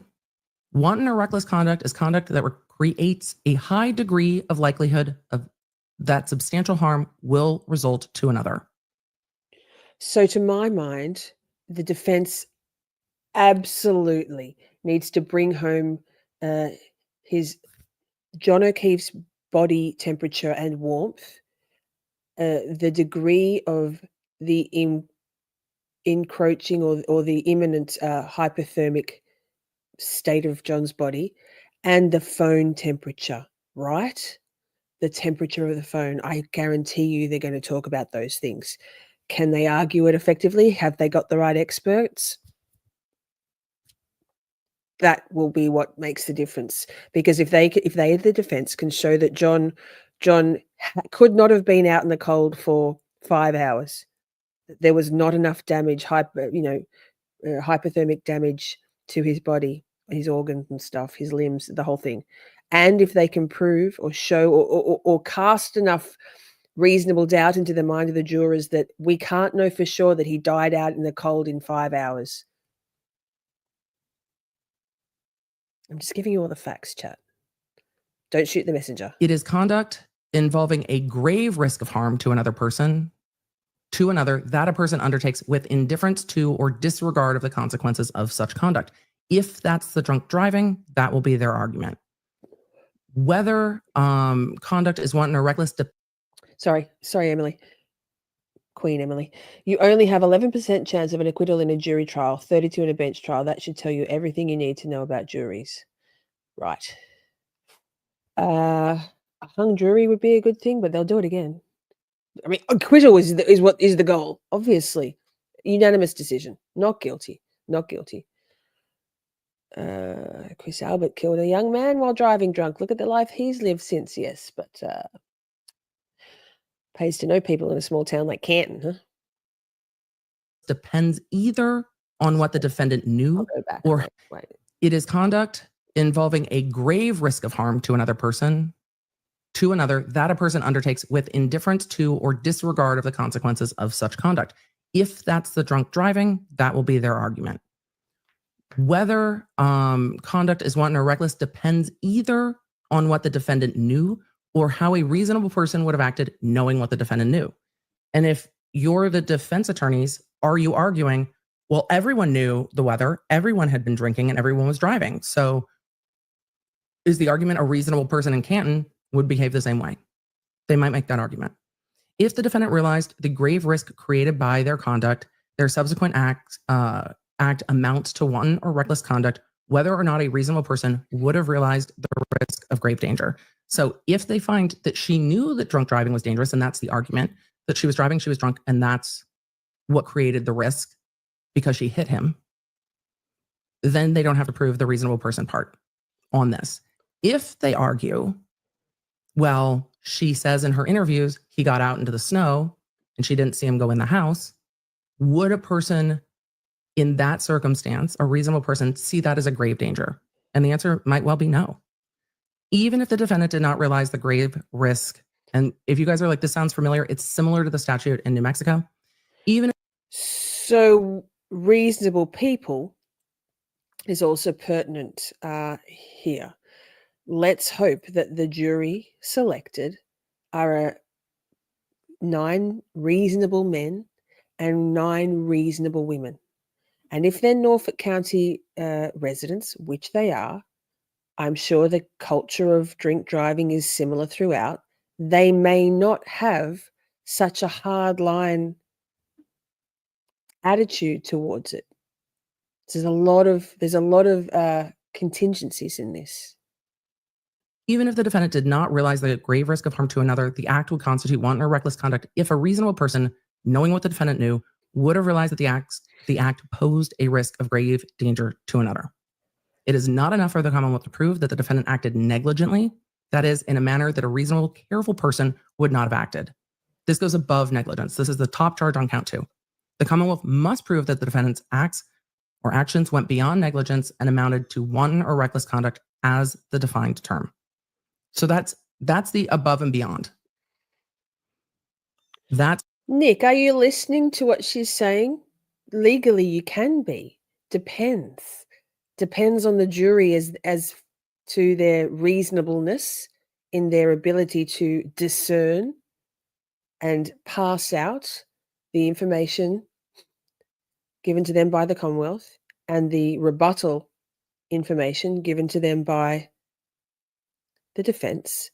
The jury is fact finders. It's up to the jury to be reasonable in their consideration of the facts given to them. See, I am an attorney. That's the top charge for count 2. It's going to depend on how it gets argued. The Commonwealth said in opening that he was hit by the car. And if they stick with that, then they're going to be arguing that the wanton and reckless conduct is reversing the car while under the influence. That will be the argument on this charge. Let's look at the other 2. There are 2 lesser includeds to this manslaughter charge. And the lesser includeds did not get argued very well last time. The jury instructions can be confusing. Oh, Emily, which one's the top charge? Which one's the lesser charge? Involuntary manslaughter is the top. Manslaughter while operating is the top charge. Involuntary manslaughter is the next charge. So involuntary manslaughter is where we are going next. And then where is it? Motor vehicle homicide. This is are these both count 2? These might be. I think I have them 2 saved in the same way, which means we might not have the middle one. We might only have the base one. I have to go find the middle one. No, I think no, these are the same. All right. Wait, pause. Sidebar. Do I have? Sidebar. The clip I did of Emily D. Baker earlier, recently, and someone said to me, "Oh, is this just a clip of EDB?" I'm like, "Yeah," and someone else in that wrote, "You can't wear your hair like that; it destroys your hairline." And I was like, "Yes, here's me." Because if you were here for the fringe disaster, we're growing it out a little before we let it go again. But yes, that. Nick, you're letting your emotions get in the way. Come on now, sir. I expected more of you. I'm not mad. I'm just disappointed. Like I'm not mad. I'm just disappointed. And I have 2 words. Do it. Do it. I'd love that. I mean, good for them. I'm happy. But I just want to make sure that I am still held in the highest esteem of the system. It's not a deal breaker, but I'd like to know. Thank you. Iconic, Nick. When I die, chat, please play that at my funeral. Please. We'll live stream it. What the fuck? You're in charge of the sound bites, okay? Have the other one? I'm gonna have to go look for the other involuntary manslaughter instruction. It might just be the same as that. We're gonna look at the motor vehicle homicide one. Pause. Thanks, Emily. In a minute. Making it count says, wasn't it count 3, the one that the jury hung on? No, 1 and 3 acquitted, unanimous. No murder, no whatever the other one was count 2, the manslaughter charge. Alan Jackson in the Ted Daniels interview intonated that it was his understanding that in fact it wasn't the manslaughter charge they were hung up on, that they probably were going to acquit her on that too, but it was the lesser includeds in count 2 that was the issue. And because of the tricky, intentionally convoluted and confusing wording of that verdict slip, they weren't quite sure how to indicate the jury, the first jury, how to best reconcile that, because there wasn't any way to find not guilty on count 2, the main charge, the manslaughter charge, without and only reach a verdict on one of the lessers. And that's what Ronnie, the juror that went on Turtle Boy, said. Apparently I haven't watched it because I've heard he's a bit of a dimwit and I can't watch idiots. With an asterisk. I hate that It's man. been a I truly minute since hate I've him. looked at that. So the third charge, no. The The second lesser included of count 2 is the motor vehicle homicide. If you're all like, Emily, I'm already confused. I know. They can't though, Brooklyn. Brooklyn says, if you read the messages, John texted Karen that he was hungover from the night before. If AJ can argue that John was drunk and not coherent, it's on the state to prove it beyond a reasonable doubt. They can't. That would be victim shaming and blaming suicide. There's no way. There's no way they will demonize John. No way. Those text messages are doing it on behalf of the Commonwealth, like wild. I know. Jury instructions are confusing. And we've got a lot of unknowns at this point. But I think it's important to talk about these because Karen's statements will matter to these charges. Margaret says, think about what Karen would face if guilty. First or second charges with her advanced and multiple sclerosis, Crohn's, and whatever else medical conditions in prison for 20 plus years. Absolute hell. Those things, worst case scenario, would be mitigating. In the sentencing phase, we're not talking about that. Mitigating, but then also Judge Bev is the one who would decide her sentence. So fuck our lives. Fuck Karen's life. Actually, this is the third. This is like the third under count 2. Defendants charged with motor vehicle homicide. Ted Daniels. We actually did it the other night in Camp Shorty. If you want to watch the replay crew there, it was on trial eve, so Monday night. It's a picture of Karen and Alan Jackson. Maybe one of the mods could drop the link in the chat for that particular live stream because it was fun. I mean, I love Karen. Stan. Homicide. To prove the defendant guilty of this offense, the Commonwealth must prove 5 things. The defendant operated a motor vehicle. The defendant did so on a public road. While operating a motor vehicle, the defendant was under the influence of liquor. That while operating the motor vehicle, the defendant did so in a negligent manner so that the lives and safety of the public must be endangered. And you heard her in her statement say, I wasn't driving recklessly. That the defendant's acts caused the death of... Pause, Princey, you know us better than that. It's only just over 3 hours. Come on now. We have stamina. No, we'll wrap it up soon. Another person. To prove the first element, that we're not going through any of the elements other than 4 and 5. I think the Commonwealth will be able to prove that the defendant was driving. The defendant was driving on a road, and the defendant was under the influence while driving, even if it's just based on her statement. That while operating a motor vehicle, the defendant did so in a negligent manner so that the lives and safety of the public might be endangered, and the defendant's acts caused the death of another person. Let's go to 4 and 5. First, second, third, fourth. This is what the jury will be told at the end. No one talked about this in the lesson. I mean, jury nullification is never the goal. It shouldn't ever. Because when juries start to take the law into their own hands and go against what the law says, this is a massive issue. I don't advocate jury nullification whatsoever. I think that that's a terrible idea. The lesser included. And I think this is where there was confusion. Thanks. What motion? I think this is where there was confusion for the jury. These jury instructions are confusing, and no one said what these acts were. We didn't see them arguing what the acts were or weren't. To prove the fourth element, the Commonwealth must prove beyond a reasonable doubt that the defendant drove negligently in a manner that might have endangered the lives or safety of other people. A person acts negligently when they fail to use due care. That is, when they act in a way that a reasonable person would not act. That can happen either by doing... Pause. See, so reasonable person. So this here, this. Put your ears on, chat. Something that a reasonable person would not do under the circumstances, or by failing to do something that a reasonable person would do. The defendant acted negligently if they drove in a way that a reasonable person would not have, and by doing so created an unnecessary danger to other people, a danger that they could have avoided by driving more carefully. The defendant's intent is not relevant to determining negligence. The Commonwealth is not required to prove that the defendant intended to act negligently. The issue here is whether or not the defendant drove as a reasonable person would have under the circumstances. In determining whether the defendant drove negligently in a manner that might have endangered the lives or safety of other people, you should take into account evidence, if any, about 1, the defendant's rate of speed and manner of operation. This is where backing up will come into play. This is where backing up will come into play in argument. The defendant's rate of speed and manner of operation. The defendant's physical condition and how well they could see and control their vehicle under the influence. snow, how loud the music was, the Yikes, condition of the Cheryl. defendant's vehicle. That's rough. Was it in good Hi, working Red order? Metal. Hi, good to see Not in you. good working I was thinking about you the other day. Where was I? The condition of the vehicle, defendant's vehicle, the kind of road it was, and who else was on the road, the time of day, the weather, the road conditions, what any other vehicles or pedestrians were doing. Everybody else not driving, different. Everybody else Exactly. driving, different.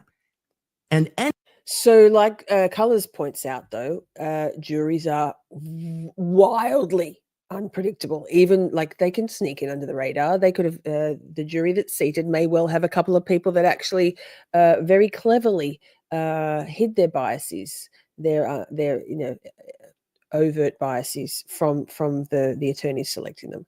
So Akasha says a reasonable person would expect that their grown-ass boyfriend would be okay taking his ass into the house. Let's not forget the foreperson. The foreperson was of the last trial was an ex-law enforcement officer who'd been the victim of a pedestrian strike. How did he get in? I mean, that's a whole nother question, but plant. any other factors you think are relevant. Ladies and gentlemen, just kind of whatever. Anything you think's relevant. Do you think the driving is negligent? Do you not think the driving is negligent? Depending on how they feel about backing up, we'll see. To prove the fifth element, the Commonwealth must prove beyond a reasonable doubt that the defendant's acts caused the death of another person. This requires the Commonwealth to prove two things. First, the Commonwealth must prove beyond a reasonable doubt that the death would not have occurred but for the defendant's acts. They have not argued what. Color says, oh, I do. I'm big on jury nullification. Wait, when did I get there? No, wait. So what I mean by that is they don't have to follow that sheet. I know, I understand what jury nullification is. It's where you go against what you you go, fuck this shit, we're voting not guilty, or fuck this shit, we're voting guilty, because usually not guilty, because we don't think this person deserves to be in jail. I mean, obviously with Karen, hopefully, but I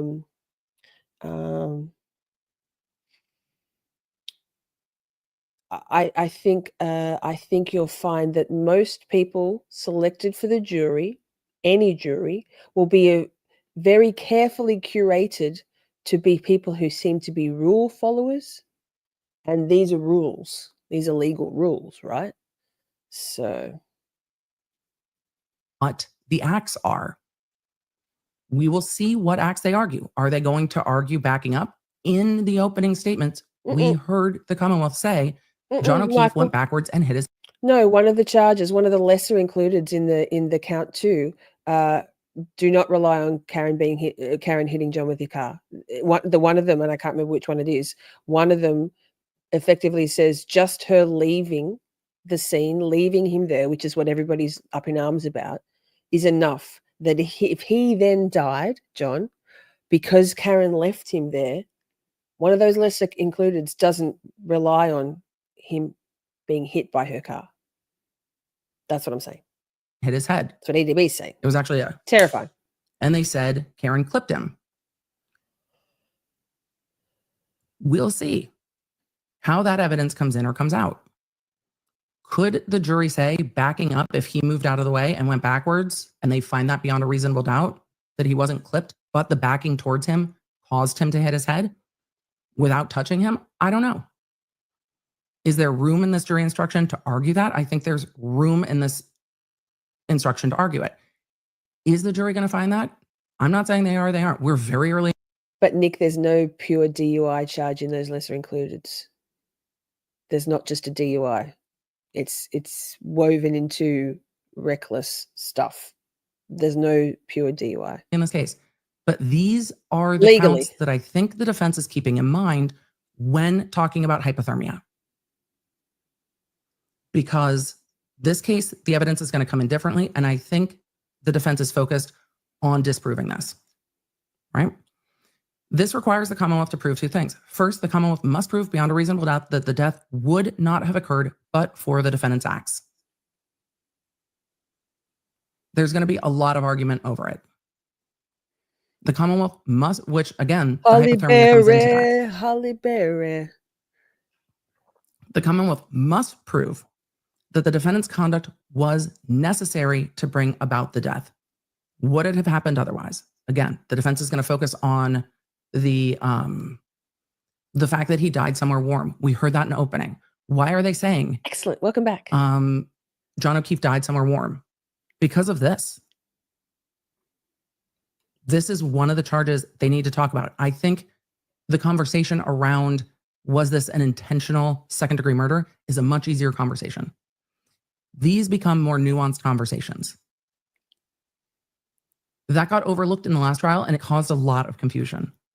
If the defense says he had to have died somewhere warm, so her leaving isn't the cause of his death. Her backing up isn't the cause of her death. There was no collision. She's not the cause of his death. The Commonwealth's going to say, well, she clipped him. And he went backwards and hit his head and stayed in the snow. And she didn't check to see if he was okay. And her statements of, could I have hit him in the knee? Could I have struck him? Could I have done this? Could I have done that? Ipsy Dixit. That Ipsy Dipsit. could be significant to the jury. Will that change when they see the autopsy and the rest of it? Maybe. Maybe it will. But they also have her statements.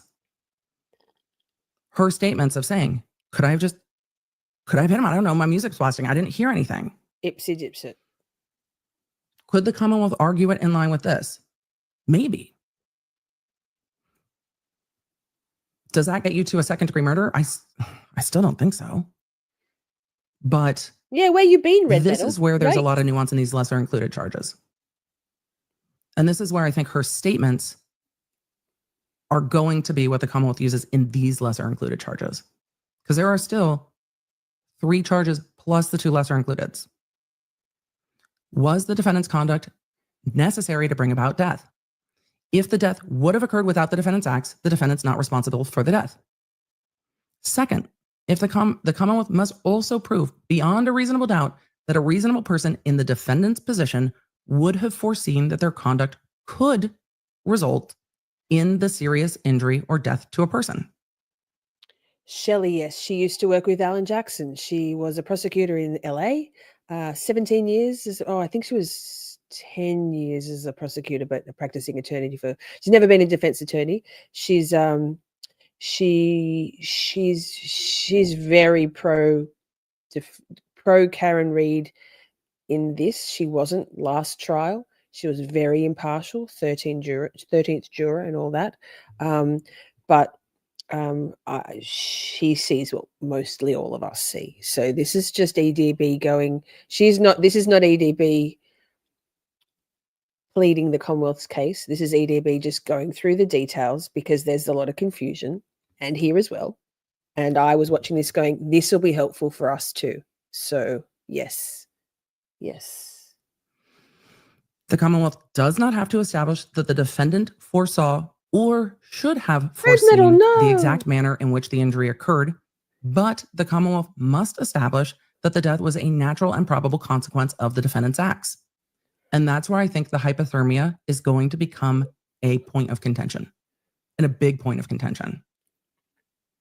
Because even if you can't foresee that somebody might have hit their head to be mortally injured, can you foresee that somebody staying outside in the snow in a blizzard could cause injury or could cause death? Oh my God. This is why we're seeing the fight today with Yannetti over posted in Fight Club, asking Cheryl. you about hypothermia.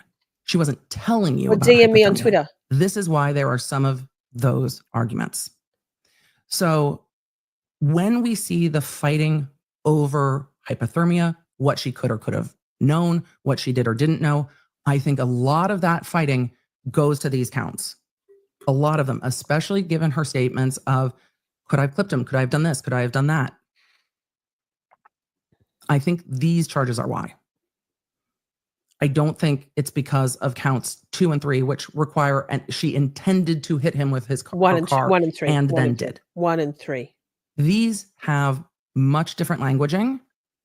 These have should have foreseen, could cause injury. The languaging in these is much more open. And that's where I think her statements, I am a if the DA. jury's looking at all those statements going, you knew you were drinking and driving, and we're like, I'm driving in my safe drinking and driving way. That's where these charges are something the defense is concerned about. How much the jury will focus on it, I don't know. But these lesser includeds are part of why we're going to see all that arguing. James said, I understand, but I can't get there on count 2. That's fair. That's fair. And I'm not telling you what you should or should not think. I'm just telling you where the fight is and why. I think this is where some of the fight is, because I think some of the other counts are, well, a lot. The lesser includeds are confusing. The languaging on these gets more vague as you go down. Vague? Like as you go to the last lesser included, this one that we're looking at, the language becomes negligence. Should you have known? Might your behavior cause danger? This languaging is sorry about that. Different. So when I talk about count 2, it's going to depend on how the Commonwealth argues it. Okay. So that, chat, I've been to San Francisco. It's amazing.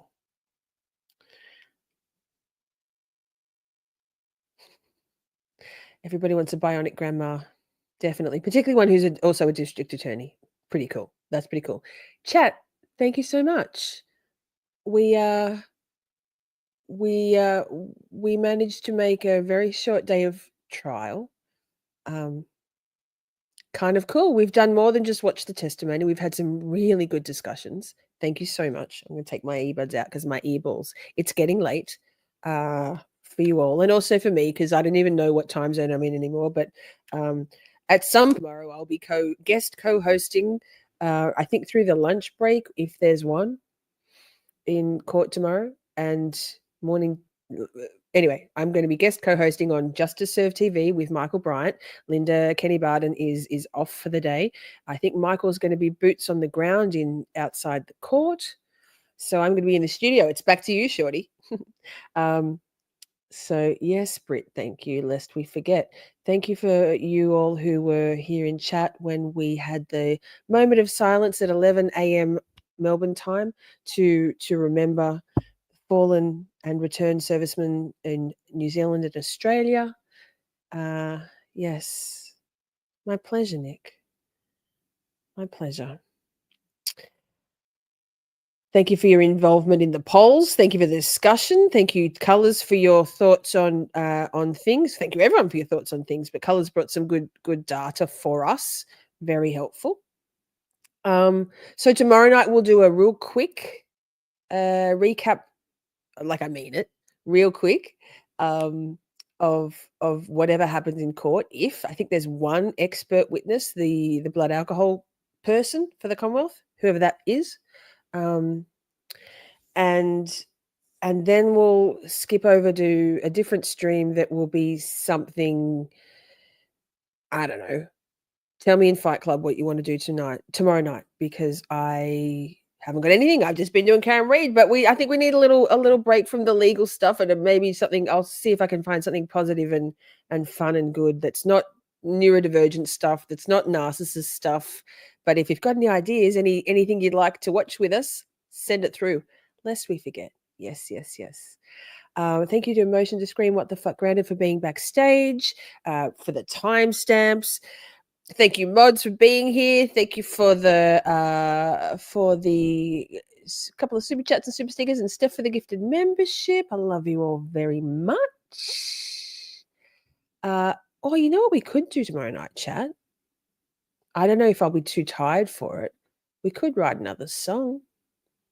I'll see how I'm feeling. I'm probably going to have to be up at like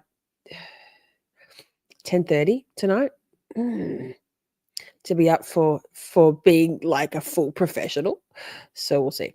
Let's go this. And let's go this. Have yourself a good night. The rest of your evening. I know it's late. I love you all very, very much. See you tomorrow. Free Karen Read. Oh, fuck. Missed it. Mwah.